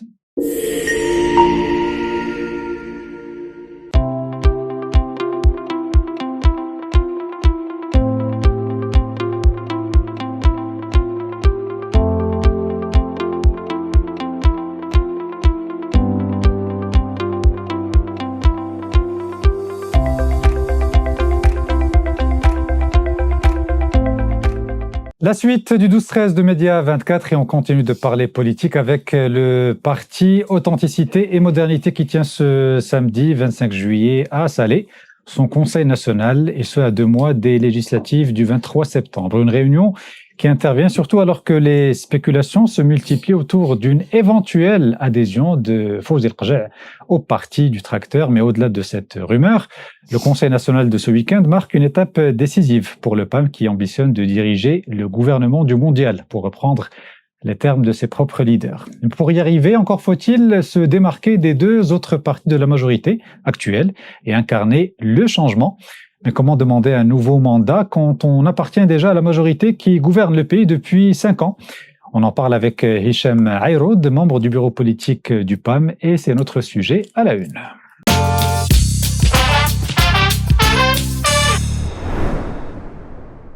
C'est Hicham Ayroud. Bonjour, مرحبا بك معنا dans le 12-13 de Média 24. Bonjour, merci pour l'invitation. مرحبا بكم. مرحبا بك. Aziz Bousta à ma droite. Salut Aziz. Bonjour Aziz. Bonjour, c'est Hicham. Alors غادي ندويو معك في السياسة في l'actualité politique في الجديد ديال حزب البام اللي عنده la réunion ديال الكونسي ناسيونال السبت الماجي le 25 juillet في سلا. نبداو La rumeur qui circule depuis plusieurs jours maintenant. Tout le monde envoie ses Fawzi El-Qja' sous l'étiquette du PAM pour les législatives le 23 septembre prochain. واش هاد المعلومه صحيحه واش ماشي صحيحه qu'est-ce qu'il en est concrètement? L'information اللي صحيحه هو انه كانت des discussions entre la direction collégiale ou سي فوزي. Le rôle d'un parti politique c'est d'être attractif l'autorité كبيره l'autorité الدوله بحال سي فوزي. Il y a des discussions. Je pense que فاش غينضجوا الظروف باش يتم الاعلان عن الالتحاق ديال سي فوزي راه هو اول واحد غيعلن الالتحاق ديالو. المهم الحزب فاتح البيبان ديالو لجميع الناس اللي بغاو يشتغلوا في اطار المشروع المجتمعي ديالنا واللي كيامنوا بهذا التصور اللي عندنا المرحله القادمه. وفاش كنا دوينا مع السي فوزي القجع فاش لي رومير يلاه بداو كيدوروا حول الانتقال ديالو للحزب البام هادشي اللي كان قال لنا effectivement il a une décision a été prise il sera le premier à l'annoncer voilà de sa manière mais tout ça pour dire que le Conseil national ديال هاد السبت il ne conditionne pas forcément l'intégration au nom définitif ديال السي فوزي القجع للبام c'est ça l'intégration في البام سهله ان فورمولير اون لين كتديرو تخلص وصافي اون فيريفي الادمينستراتيف ولكن الدلاله السياسيه ديالها وشنو لكن الاحزاب صعيب انك تانتيغريه انه البام ما عندوش اي عقده انه اللي جاي يدخل اللي يقنع اللي مقتنع بالارضيه اللي كنشتغلوا فيها وحنا ما عندناش اي عقده نقنعوا اي واحد فيه قيمه مضافه للحزب وقيمه مضافه للوطن. والسي فوزي عنده تجربه نوم اون بيرسوناليتي بوبليك دو بروميير انفيرغور والدخول ديالو الحزب ما يقولش بحال الدخول ديال اي منخرط ولكن كما صرح هو مزيان لي فولغابلي هو المعني الاول باش حتى هو سي اكسيون بيرسونيل هو اللي خصو يعلن عليها. اما الحزب مرحبا بالسي فوزي c'est une prise de décision personnelle et individuelle mais qui rentre dans le cadre d'une idée collective d'un projet collectif. Bien sûr. قبل ما نعطي la parole للعزيز parce que je pense qu'il a des questions sur هذا le point précisément كاين اللي كيعتبر بان استقطاب السي فوزي القجع شخصيه بحجم السي فوزي القجع في حزب البام ماشي اختيار سياسي بقدر ما هو محاوله لتقويه الحزب انتخابيا. شنو كتجاوبوا الناس اللي كيشوفوا في هذه الخطوه مجرد حسابات انتخابيه اكثر ما انها مشروع سياسي avec beaucoup de conviction. لا بغينا نهضروا على الماكينه الانتخابيه ديال حزب العصا ما بداتش في الانتخابات راه كاين تراكمات من 2009 كاين النتائج ديال 2016 كاين النتائج ديال 2021 وحافظنا دائما على واحد المكانه مميزه في الساحه الانتخابيه وباش نتذكر كانوا 2016 كنا حنا الثانيين في الساحه وفي 2021 الثانيين دونك الماكينه الانتخابيه ديال باميلي ويلي سي الانضمام ديال السي فوزي ولا اطار اخر غيكون عنده قيمه مضافه لنا سياسيا وانتخابيا بوكو با مرحبا زعما هي اوكان كومبلكس في هذا الشيء زعما غير باش ما نديروش حساب انتخابي اجي موان دو ديال الانتخابات وكان هادشي اللي يقدر يوقع وهادشي اللي يقدر يوقع هو انه سي لا rumeur est confirmée c'est Fawzi Al-Qajaa va rejoindre un parti politique le PAM en l'occurrence deux mois de واش نكون حنا تقريبا حسبنا في جميع الدوائر الانتخابيه لي كانديدا كلهم لي كانديدا وجو بونس راه داروا تجاولات في الجهات وتعلنوا رسميا على المنتخبين وممكن نهار المجلس الوطني تعلن على اللائحه كلها الا كان السي فوزي غادي ينضم لنا راه يكون قيمه مضافته. عزيز اش بالك في هذا واش نتوما سي عيرود اللي استقطبتوه او لا الجاذبيه ديال الحزب اللي جعلته باش غادي يختار هذا الحزب ما بين الاخرين علاش الا كان غادي يختار فوزي القجع يدخل يكون عنده انتماء سياسي علاش غادي يختار البام بلوتو كو حزب اخر شنو هي جو بونس السياسه السؤال خصك تسولوا السي فوزي هو اللي خصو لا نتوما زعما اش كتعرضوا شنو هو العرض ديالكم اللي غيجعل واحد الشخصيه بحال يجي on est heureux d'être attractif toujours encore attractif au cadre. Il y a beaucoup de cadres qui rejoignent le PAM. Et ça, c'est une richesse et en même temps, c'est un défi parce que les cadres فاش كيجيو خص يكون واحد البنية استقبال خص يكون واحد الفضاء ديال العمل وخصهم يشوفوا هذاك التصور اللي عندهم للبام لا بيرسيبسيون اللي عندهم للبام هذاك الشيء اللي جذبهم يكون نيت غير في لو كوتيديان. السي فوزي كي راه السيده الرئيسه والسيده منسقه القياده الجماعيه فاطمه الزهراء المنصوري قالت لك راه كانت اون ديسكسيون معاه وكانت واحد الارضيه علاش السي فوزي غيدخل البام دونك راه كيامن بالتصور ديالنا الا دخل البام راه غيكون يامن بالتصور ديالنا المرحله الجايه. شنو هو التصور ديالكم جوستومون قبل ما تعلنوا على البرنامج الانتخابي شنو هو التصور شنو الايديولوجيه ديال البام مثلا كنهضروا على الاستقلال كنعرفوا التعادليه الى اخره ياك ملي كنهضروا على البي جي دي كنعرفوا كنهضروا على البي بي اس كنعرفوا حتى الاغاني تيقول لك سوسيال ديموكراسي ولكن بون كنعرفوا الاغاني. لا انا جو في با ما غاديش نبدا نضر في لي تيرم سوسيال ديموكراسي انا نرجعك غير الوثيقه اللي خرجنا بها في المؤتمر ديال 2024 فيها 3 بيلي. هو انه احنا في البام نؤمن انه باش نحققوا العيش الرغيد ديال المغاربه خاصنا نضمنوا لهم الكرامه ونضمنوا لهم الامل. والكرامه سا باس par التعليم, ça passe par الصحة, ça passe par l'équité, ça passe par les services publics. كل شيء هذيك يعطيهم انهم اسبوع انهم عندهم حقهم في هذه البلاد. احنا منذ 2024 اشتغلنا داخل اكاديميه الحزب اللي كيترأسها الشيخ شيشان. شغلنا اننا نديكلينيو هذا الامل والكرامه والعيش الرغيد على حساب التصور ديال البام. درنا دي ايفالياسيون ديال لي سيكتور اللي خدامين عليهم اون انترن افيك دي كادر دو بارتي. moi même je suis membre du conseil d'administration de l'académie, donc le parti a pris la décision de constituer une académie, un think tank au sein du parti اللي كيخدم كادي واجتمعت تقريبا 35 كادر اللي تجمعوا تحت الرئاسه ديال الشيخ شيشان pour réfléchir à une feuille de route pour المرحله الجايه هي اللي غادي on va décliner dans un programme électoral qui sera annoncé ان شاء الله السبت. كيف كتقول الكرامه والامل هادو سي دي سلوغان واي حزب كيف ما بغى يكون اصلا كيف ما يكون التوجه السياسي ديالو الايديولوجي ديالو متفق معك كيبو لي ولكن بور ريجوندر لا كيسيون ديال عزيز سي فري اليوم الناس كيقدروا يتسائلوا شنو هو التوجه الايديولوجي والسياسي ديال حزب بحال البام. ما واضحش المعالم ديال هذا الحزب هذا فين غادي وكيفاش كيفكر شنو هو الاولويات ديالو لا على لو فولي ايكونوميك لا على لو فولي سوسيال لا على لو فولي ايديولوجيك ما واضحينش. دونك هذا هو ليسونس ديال لا كيسيون. دابا ما واضحين سي بوتيتر اون ان بروبليم دو كومونيكاسيون. Mais pour nous, lorsqu'on réfléchit ensemble au sein du PAM, c'est clair pour nous. Si je veux pas griller un peu le programme électoral, mais bon, je vais résumer deux axes, les deux piliers qui viennent liés fondamentaux la feuille de route pour la prochaine le prochain législatif et inchallah là تصدرنا الحكومة. C'est la gouvernance publique ou la réduction de la rente. Pour moi, c'est deux piliers fondamentaux باش نحققوا هذا العيش الرغيد وباش نحققوا الكرامه وباش نعطيو المغاربه الامان. علاش؟ جو في ريزومي انه عندنا واحد التصور انه الماروك دي ميريت المغرب الاستحقاق. اولا المواطنين المغاربه ما كيتسناوش منا دي فافور.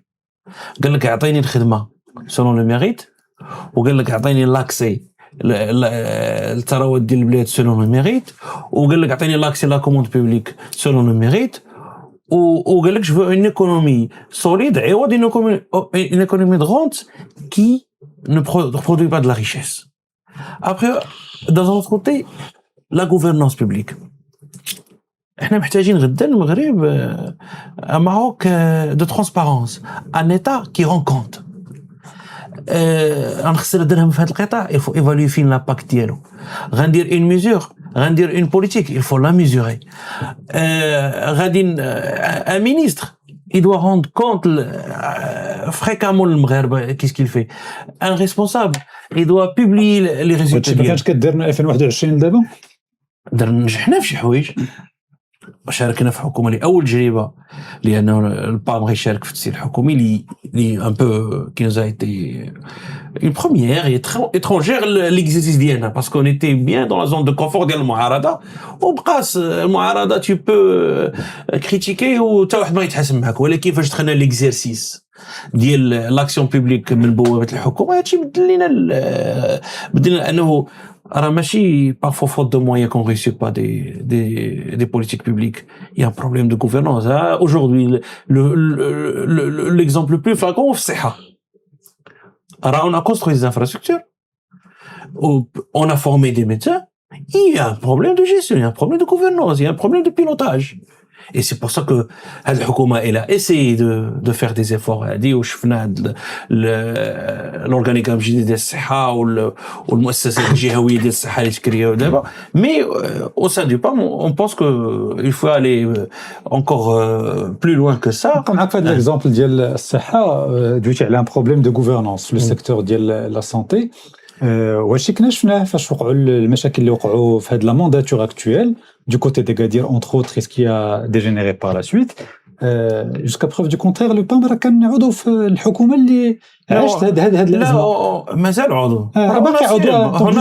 لا مي هذه هي لا ديفيكولتي دابا اللي عندنا حنا en tant que commentateur et suiveur assidu de l'actualité politique. ولا نتوما في الموقف ديالكم في حزب البام كيفاش ممكن تجي الانتخابات وتقدم واحد العرض انتخابي ولا سياسي لي زيليكتور alors que pendant 5 ans حزب البان كان في كواليسيون غوفرنمونتال مع الRNU ومع الاستقلال. إلا قريتي آخر بلاغ ديال المكتب السياسي ديال لاندي قلنا أغلبية الحكومية خصها تكون عندها لو كوراج دو روندر كونت.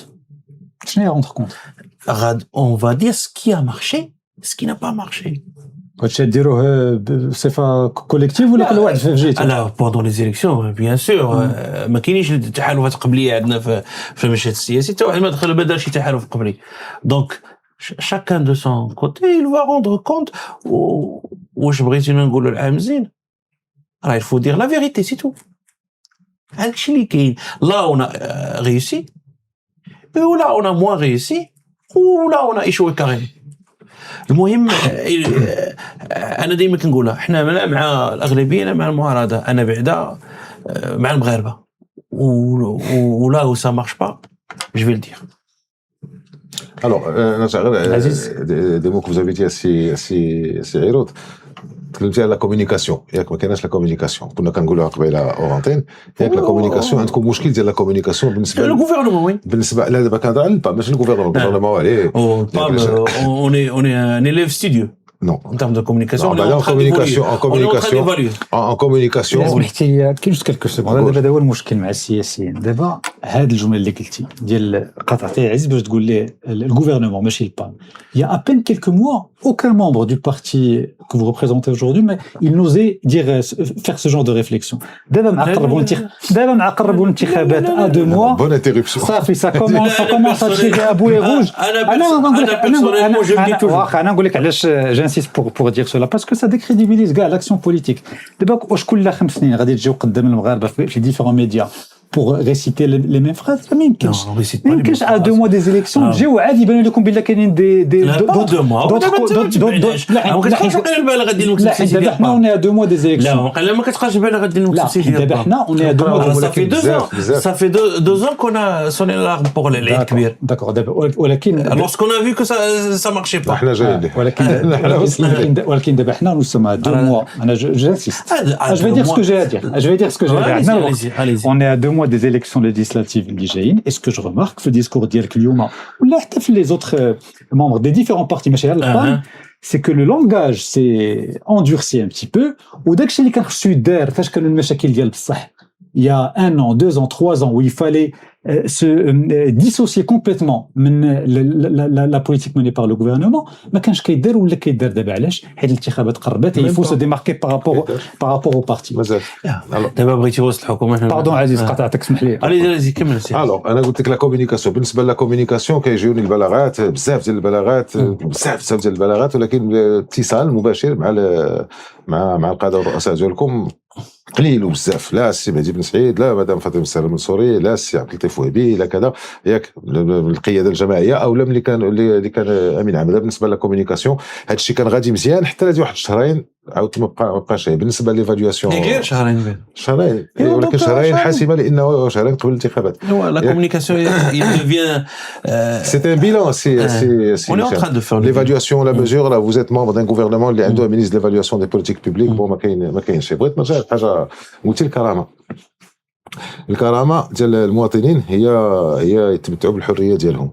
هضرنا وتكلمنا مع شحال من قاده ديال الاحزاب ديال المعارضه اللي تيطالبوا بالافراج على دوك الشباب اللي تعتقلوا. ياك كنهضر كاع على الناس ديال الريف كنهضر على الناس اللي تعتقلوا في داكشي ديال الريف وكيطالبوا وكنتوا نتوما في البرلمان وما عمركم طلبتوا ولا درتوا شي ملتمس ديال العفو البرلماني اللي كيجي اللي كيصدر من البرلمان. هذا السؤال الاول علاش ما عمركم درتوا نتوما اللي كدووا على الكرامه ديال المواطنين. هذه الاولى. والثانيه بالنسبه للعيش الكريم ياك كنعاود نرجعوا لهذوك الجوج ديال لي زيبيزود اللي كانوا وقعوا في الغرفه الثانيه اللي هو ديال رفض تسقيف الاسعار ورفض لجنه التقسيم من بعد في الغرفه الاولى.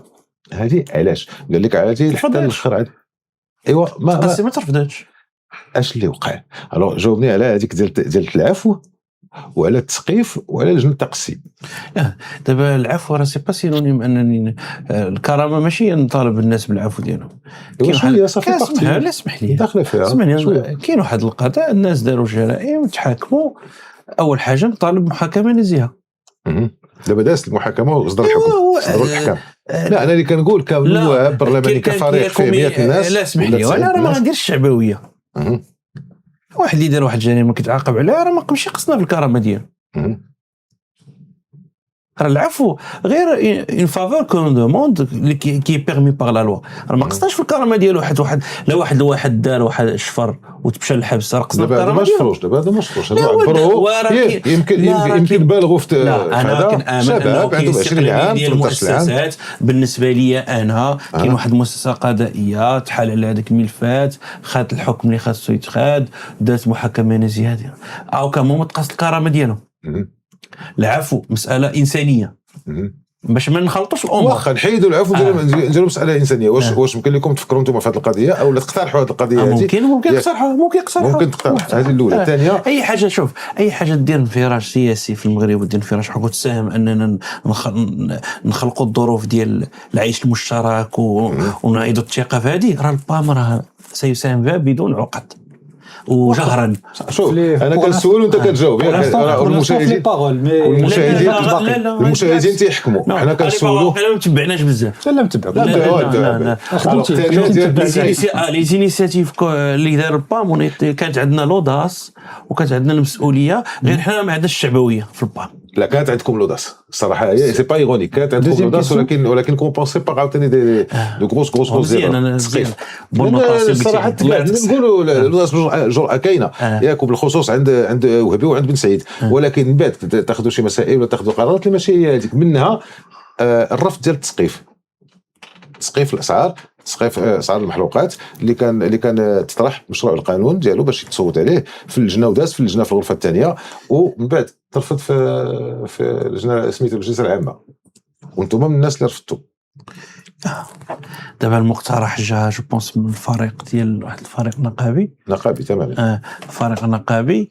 النقاش اللي كان هو انه كانت ذاك الاجراء ديال التسقيف كان غير قانوني. اللي كان يترفض هذاك من المحكمه الدستوريه انه ساغوليف ديال لوا دو فينونس وما يمكنش تشرع انت في اور لوا دو فينونس. هادشي اللي فهمت انا واللي استشرت مع الخبراء ديال الحزب اللي انه هذاك الاجراء اللي دار مبادره مزيانه خاصنا نعاودوا نناقشوا وعندنا التصور ديالنا التسقيف والمحروقات وداكشي وغادي الوقت. غير هذاك المسطره اللي دارت تاع التسقيف راه سانالي با ابوتيغ باسكو اون بو با ليجيفيري اور لوا دو فينونس. كاين لوا دو فينونس اللي خصنا نرجعوا لها ترفضوا المحكمه الدستوريه. انا كنت في بلاصتكم لا ندوزو نخلي الشعبويه. لا ماشي الشعبويه واش لوبورتونيزم السياسه هذه واخا داكو وقت ما نديروا السياسه ما ديروا السياسه وفاش كنقولوا لا راه لا ماشي السياسه كاين السياسه السياسيه وكاين هذه سي لوبورتونيزم. واخا يلا ترفض التسقيف ديال اسعار المحروقات اوبورتونيزم ياك. لا نوافق على قانون عارفوا ان طايح في السيركوي. داكوغ واخا صافي اللي قلت لك انا كنسول انت كتجاوب الناس كيحكموا لجنه التقسيم وقع اللي وقع بلا ما نعاود نرجعوا. المغاربه كلهم اللي كيتبعوا الشان العام الفريق ديال البام في مجلس النواب وصلنا با هو باسكو الدوره وتاجل جو بونس فيها في الاخر ديال الجلسه. ما تخرط فيها فاش جات المبادره انخرطنا فيها.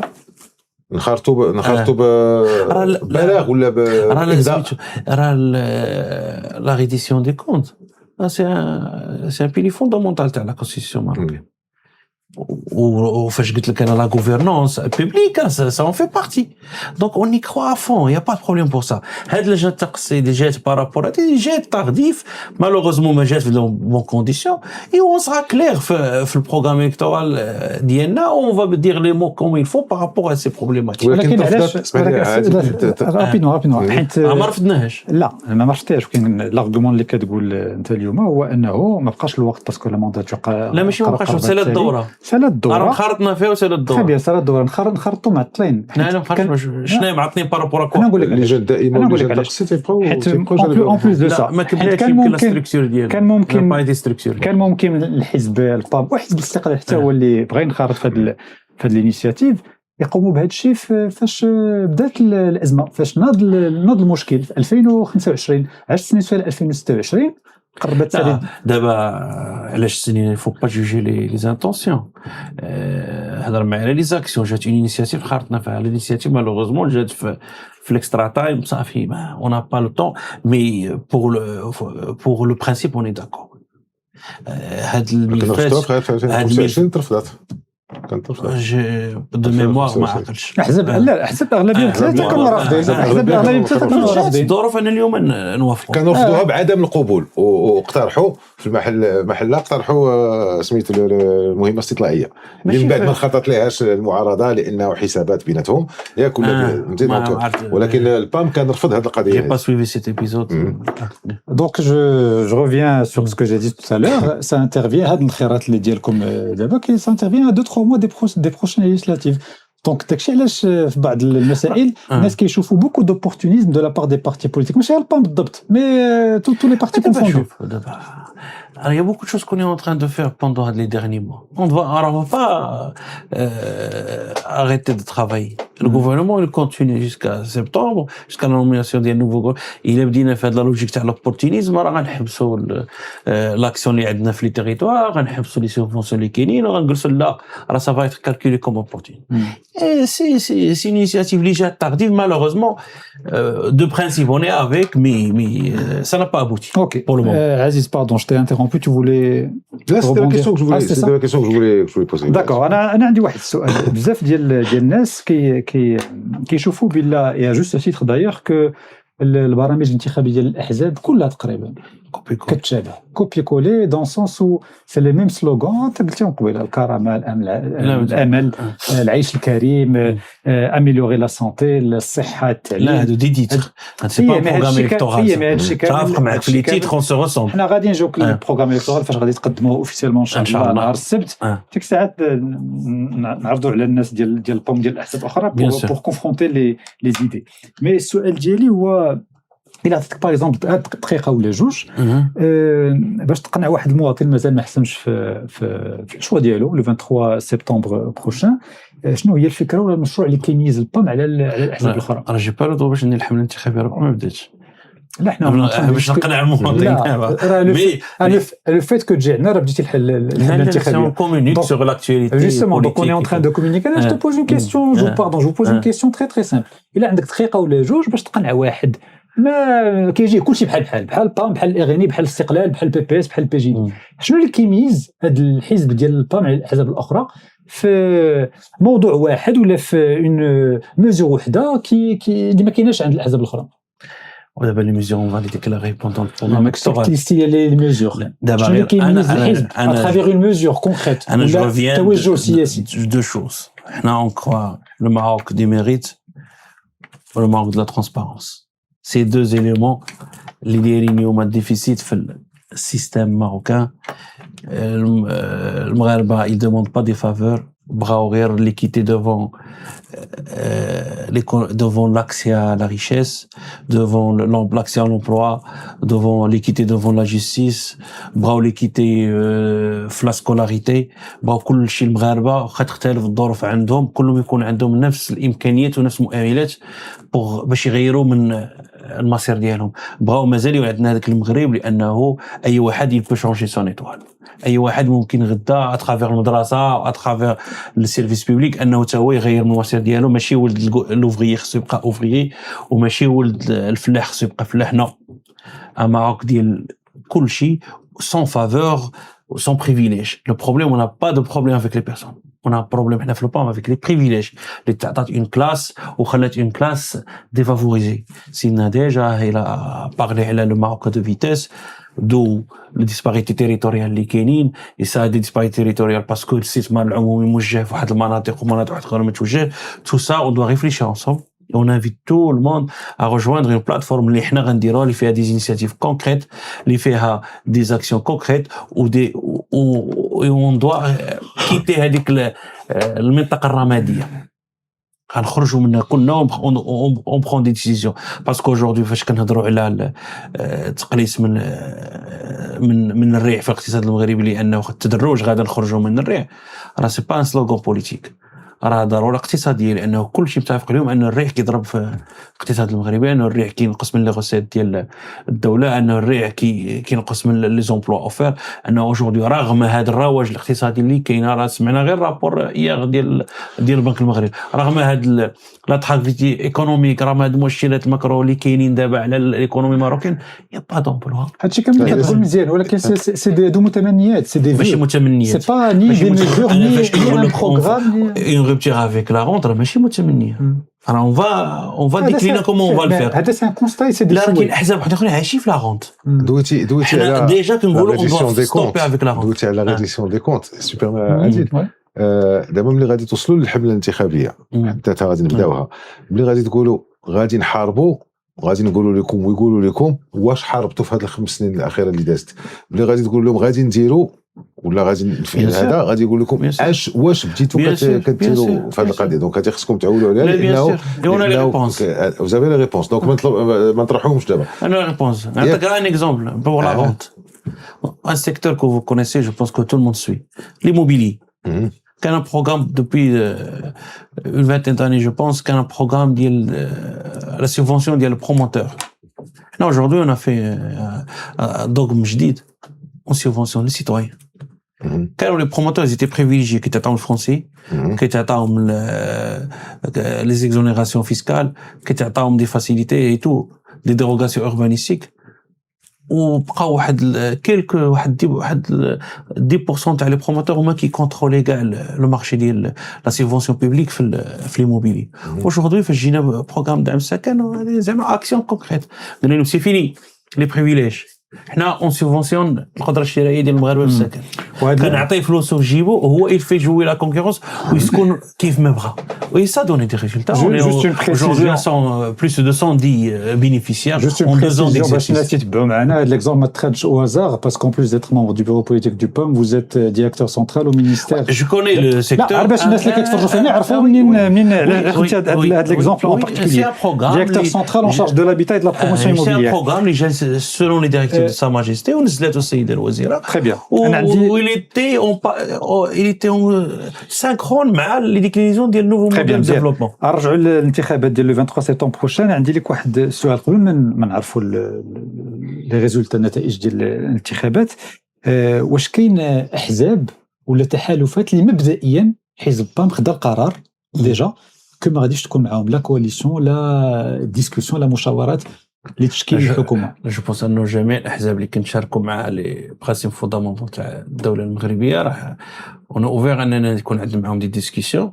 ونرجع غير ليبيزود ديال 2021 سي كو المجلس الوطني فاش تجمع لوندوما ديال الانتخابات فوض الحزب انه يناقش اي واحد يشارك معاه السياسه العموميه، يشارك معاه واحد الخريطه الطريق انه يكون كما تقول لي السيده الرئيسه فاطمه الزهراء يقول il faut pas insulter l'avenir. Donc la réponse claire à ma question, ma question هي لا كاين حتى شي حزب اللي رافضين مبدئيا التعامل مع l'avenir parce que demain on serait ramené à سميتو نديروا تحالفات اللي كنسميها تحالفات براغماتيه من اجل خدمه الوطن، بعيدا عن التحالفات الانتهازيه. التحالفات الانتهازيه اللي احنا كفاعلين سياسيين خاصنا نكونوا ضدها، الا يجمعنا معاهم مصلحه الوطن مرحبا. اوكي دونك اوكان ريفو دو برينسيپ. نو تحالف مع البي جي دي ممكن. pourquoi pas, c'est un parti national زعما. عزيز pour terminer ديال الانتهازيه ما ديرونج ان بو باسكو في 2020 قبل الانتخابات كنتو درتوا واحد الاتفاق ياك مبدئي مع البي بي اس والاستقلال. الى عقلتي سي ما كاش اتفاق، ماشي اتفاق داك مو ياك داك مذكره اتفاق ولا هذا كانت تكتيك، ولكن ما كاش اتفاق. بس كيفاك عام من بعد ملي بون ما كانش البي بي اس وما كانش هذا يكوتي كان استقلال سي با نو كي اون غاني لي زيليكسيون ودارت اون اوفر بوليتيك البام ولا ريبوندي سو نوت اوفر بوليتيك زعما ما فيها غيان دو. الوغ انا لا ديرنيير كيستيون فيت سي با اون كيستيون سي ان بو كرونيك باسكو جو كرونيك غير عادل غير واحد الفكره يمكن نعلق عليها كما الا بغيتي السي هشام. واحد الفكره ملي كنشوف الاسم ديال الحزب ديالكم اسم من اجمل الاسماء اللي يمكن لها تكون في حزب سياسي ياك في المغرب اللي هي الاصاله والمعاصره تا مغربيت. وملي كنقول لكم شنو هي الهويه ديالكم الايديولوجيه كتوحلوا كلكم كتوحلوا. ما عمر شي واحد قال لي شي حاجه تا مغربي لا تا مغربي، ولكن ما قلتهاش قبيله بالنسبه لك. الوغ كو يا افير لا دون هاد الشيء هاد الشباب اللي كاين غادي تقيدوا في المعاصره، هاد التاريخ والتراث وكذا غادي تقيدوا في الاثاره. وشحال من حاجه اللي يمكن لها اللي ما كتجيش عارفين لان الناس خاصكم تذكر فإن ذكرى تنفع المؤمنين. تذكر ياك وتذكر. الوغ لا كيستيون هي اش واقع لكم ملي كتجيو تمشيو كنشوفوا دابا عندكم نتوما الامين العام السابق ديالكم اللي هو السي عبد اللطيف وهبي اللي هو وزير العدل، دار شحال من اتخذ شحال من قرارات او دوز شحال من قوانين اللي هي مزيانه. اش كيبقى مقيد دابا في الاخر في لا ريديسيون دي كونت بانه في هذاك الكود دو بروسيدور بينال اون بارلي قبيله اورانتين ياك منع الجمعيات ديال المجتمع المدني باش يرفعوا دعاوي الى بانت لهم ولا تبين لهم بانه كاين واحد الحكمه اللي ماشي جيده باش نخليو المسائل هكا قبل ما نقولوا شي يجيك الهزه الاولى ياك. هذا سلبي اخر هو القانون ديال المحاماه. كيفاش على السلبي دابا انا كجمعيه ياك ناشطه في المجتمع المدني كنشوف هذا السيد يلاه نقول لكش انت ياك ما كيسير شيء مزيان وبغيت نرفع به دعوه دابا هذا ما عنديش رئيس الجامعه وما عنديش الحق لا وكيل الملك ما باغيهاش لا وكيل الملك عنده لي غات وعنده لي جي اف وعنده لا كور دي كونت وعنده لي زوديت انترن. هادو كلهم ils vont pas faire leur boulot. وواحد الجمعيه اللي غادي تقول لي راه ما داكشي. Et pourtant ça a été fait. Et pourtant ça a été fait, ça a marché. Ça a été fait à plusieurs reprises, ça a marché. Pas toujours de bonne foi. المحكمه كتحكم دابا ولا كانت ديفاماسيون راه كاين المحكمه من بعد. لا ماشي ديفاماسيون. الوغ هذه من الناحيه اللي كتبان لي سلبيه. وحده اخرى اللي كتبان لي سلبيه وسلبيه بزاف اللي هي قانون المحاماه. قانون المحاماه مشى وداز ولا دوز جميع اطوار التشريعيه اللي خاصها دوز راه دوزها. ورئيس الغرفه الاولى اللي هو سي رشيد الطربي العالمي اللي هو المسيرين والقاده ديال الاغاني حالوا على المحكمه الدستوريه. سي ان كو دو بوانيير دون دو pour dire les choses clairement. Vous l'avez bien dit, صافي. ياك Qu'est-ce que je vais commenter après ça? صافي داكور ميرسي بور لا كونفيرماسيون. لا شنو قال لك في هذا جوستومون حيت صافي راه قال لك سي ان كو دو بوانيير دون دو on peut plus dire de gouvernement. Donc le mot de la fin pour conclure. Donc le mot de la fin pour conclure. لا غير بارابور ا سا رئيس الحكومه هو اللي استقبل هيئه المحامين وخد معهم عندهم قال لهم انا غنتكلم باش نعاود اعاده النظر في القانون ديال وفي الاخر ما دار والو. والبروسيس ديال المشروع القانون كمل الطريق. الفو دوموندي رئيس الحكومه علاش نبقاو سور اون نوت بوزيتيف ونكمل باسكو السي عادل قال لك خصنا نساليو ياك لو براسلي الكترونيك سيتي اون ميرفيوز ايدي خاصو غير يطبق ان شاء الله. صافي واش خصنا نعيطوا على السي وهبي ندوي معاه في هذه المواضيع. السي وهبي ما تيجاوبش في التليفون. انا كنسمع السي وهبي راه ما تجاوبش في التليفون. لا كيجاوب عايز كيجاوب بزاف. شكرا سي هشام عيروض عضو المكتب السياسي لحزب الاصاله والمعاصره. Merci, à bientôt inchallah dans le 12-13 de Média 24. Un mot pour la fin. Oui, rapidement. Le droit à l'opportunité, c'est un droit fondamental اللي خصو يولي عند المغاربه كلهم. ماشي خليتها لا كومباني الكتورال لا هذا ماشي سي دي سلوغون دو كومباني. لا سي با سي اون ايدي كو جو بارطاج افيك اكثر من ساعه حنا كندويو في هذا الشيء. اي ان ايتا كي رون كونت شكرا سي هشام عيروض et à bientôt dans le 12-13 de Média 24. حنا on reste ensemble avec Aziz Bousta pour la suite de cette émission. On se retrouve juste après cette petite pause. À tout de suite.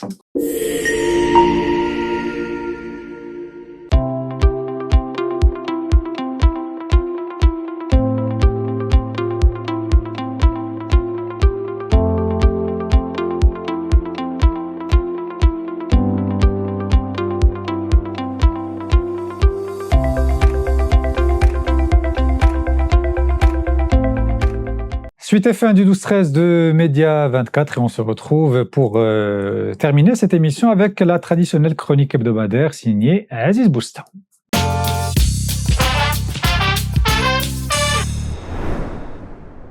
L'œil de Aziz Bousta avec Aziz. Rebonjour Aziz.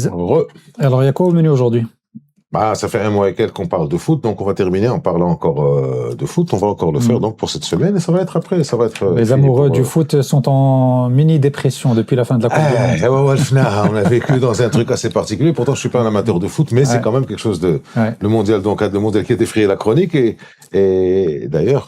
Comment en être autrement quand on est organisé sur le terre d'un homme comme Donald Trump qui lui ne défraie rien mais qui effraie tout le monde. Une Coupe du Monde spectaculaire, c'est pour ça que j'en parle encore, qui a multiplié les records et les excès, les performances et même les outrances. Surtout les outrances.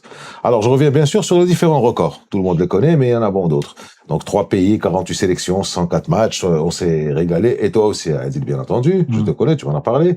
Ronaldo est donc le premier joueur à marquer dans 6 Coupes du Monde. Le Cabo Verde est le plus petit pays à être qualifié.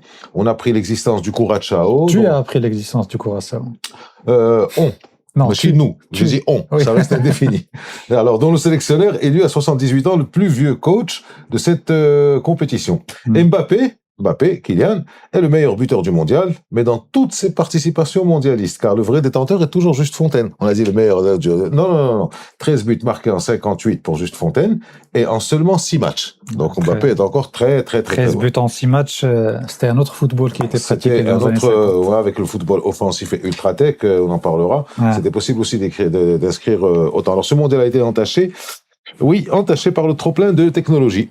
Alors, oui, j'ai l'âge que j'ai vu en direct la fameuse main de Dieu de Maradona en 86. C'était le foot, avec cette particulièrement délicieuse imprécision et incertitude.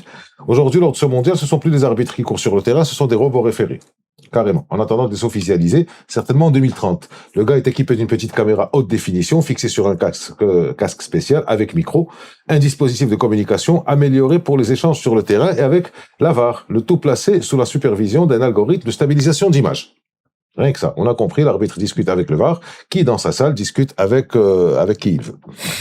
Voilà, bon, je souris. En principe, il n'est pas censé discuter avec qui que ce soit. Oui, ça. Je dis ça, je dis rien. Tu fais dans la théorie du complot? Non, pas. Je dis ça, je dis rien. C'est toi qui parles de complot. J'ai dit, tu dis que les arbitres de la VAR discutent avec quelqu'un. Peut-être qu'on l'a appelé de chez lui pour lui apprendre quelque chose.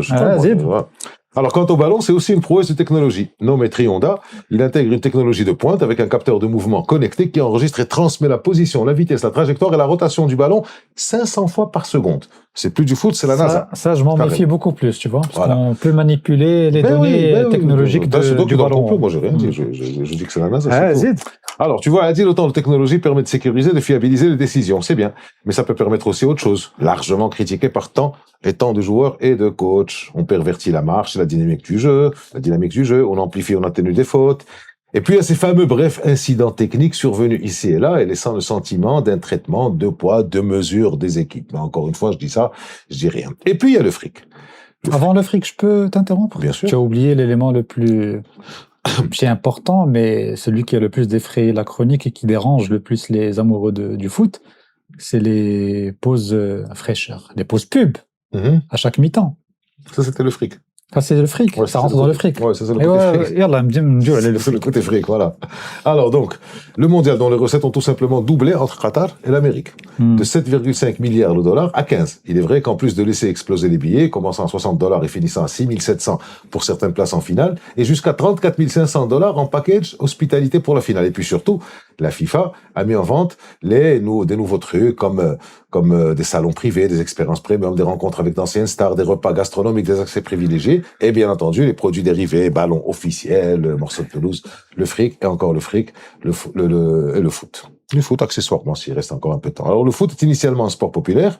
Il est devenu un sport de millionnaires, peut-être même de milliardaires. Ça a fait dire à certains qu'on est passé de la Coupe du Monde de football à la Coupe du Monde du business, mais aussi d'une certaine forme de racisme décomplexé, comme avec l'arbitre somalien, comme avec l'équipe d'Iran, comme avec certains groupes de supporters. Et le meilleur pour la fin, mais comme pour la fin, alors en fait tu avais raison, parce que j'avais écrit ça dans ma chronique et je l'avais retiré. Et je l'avais retiré. Sous la pression de qui tu l'as retiré? La tienne, parce que j'avais craint que tu me dises que c'était trop long, donc en général je fais 3 feuillets, là j'en fais que 2. Tu as coupé la mauvaise partie. J'ai coupé la mauvaise partie. Alors c'est des pauses fraîcheurs, ou des pauses réclames. Ou des pauses pub, tout simplement. Des pauses réclames, voilà. Des pauses réclames. C'est dramatique pour le foot. Il y a même eu un match qui avait été retardé de quelques secondes. Le temps que la pub soit diffusée sur Fox. Absolument. Quand à la mi-temps de la finale, ça c'était pas de la pub, c'était un peu comme de la pub, c'était carrément. C'est du folklore américain. Voilà. Donc le meilleur pour la fin, cette extraordinaire séquence de remise de la coupe avec Trump en grand chef de l'incruste. Certains joueurs espagnols lui ont serré la main furtivement, sans même le regarder. Alors comme si je n'existais pas, ils sont passés à côté de moi sans un regard. Champion du monde, Roja, Roja, regarde-moi. C'est ce qu'il aurait pu chanter, ça te dit quelque chose avec Aïcha, voilà. Merci Khaled. Pauvre Trump, qui a voulu après s'incruster sur la photo, même si Rodri le poussait gentiment vers le côté, vers la sortie, même si certains lui jetaient des regards noirs, même avec Infantino gêné et embarrassé, lui expliquant qu'il fallait absolument qu'il parte. On est loin de la classe de Moulay Rachid à la remise de la Coupe de la CAN, c'était ici à Rabat il y a 5 mois. Bref, un mondial américain dont on va forcément pas se souvenir, tant il y a eu d'abus et d'excès. Et horreur, Trump insiste pour refaire le coup de son vivant. Il l'a dit à Infantino, sourire froncé, doigt pointé.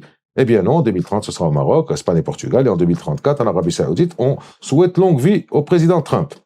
Voilà, fermez le banc et circulez, et plus rien à voir, à part peut-être ce prolongement indirect du mondial au Maroc avec la très probable et très calculée candidature de Fouzi Rja aux prochaines élections. C'était le teasing pour la prochaine chronique Simenagé ou le Limbedha. Merci beaucoup, Aziz. Et je pense, j'espère que tout ce que tu as relaté dans cette chronique en lien avec la Coupe du Monde 2026 est propre au mondial américain et qu'on va revenir plutôt à la norme de la Coupe du Monde telle qu'on la connaît. À 48 équipes, il n'y a pas de problème, mais qu'on revienne à des choses plus sensées, footballistiquement. J'ai entendu dire qu'il allait y avoir des robots comme arbitres, comme assistants. Des robots. Pas au centre, des robots, des vrais robots avec en acier. Voilà. J'espère qu'on n'ira pas jusque-là. Merci beaucoup, Aziz. Merci beaucoup, Aziz. Et merci à vous de nous avoir suivis. C'est la fin de cette émission. Excellente fin de semaine et à la prochaine.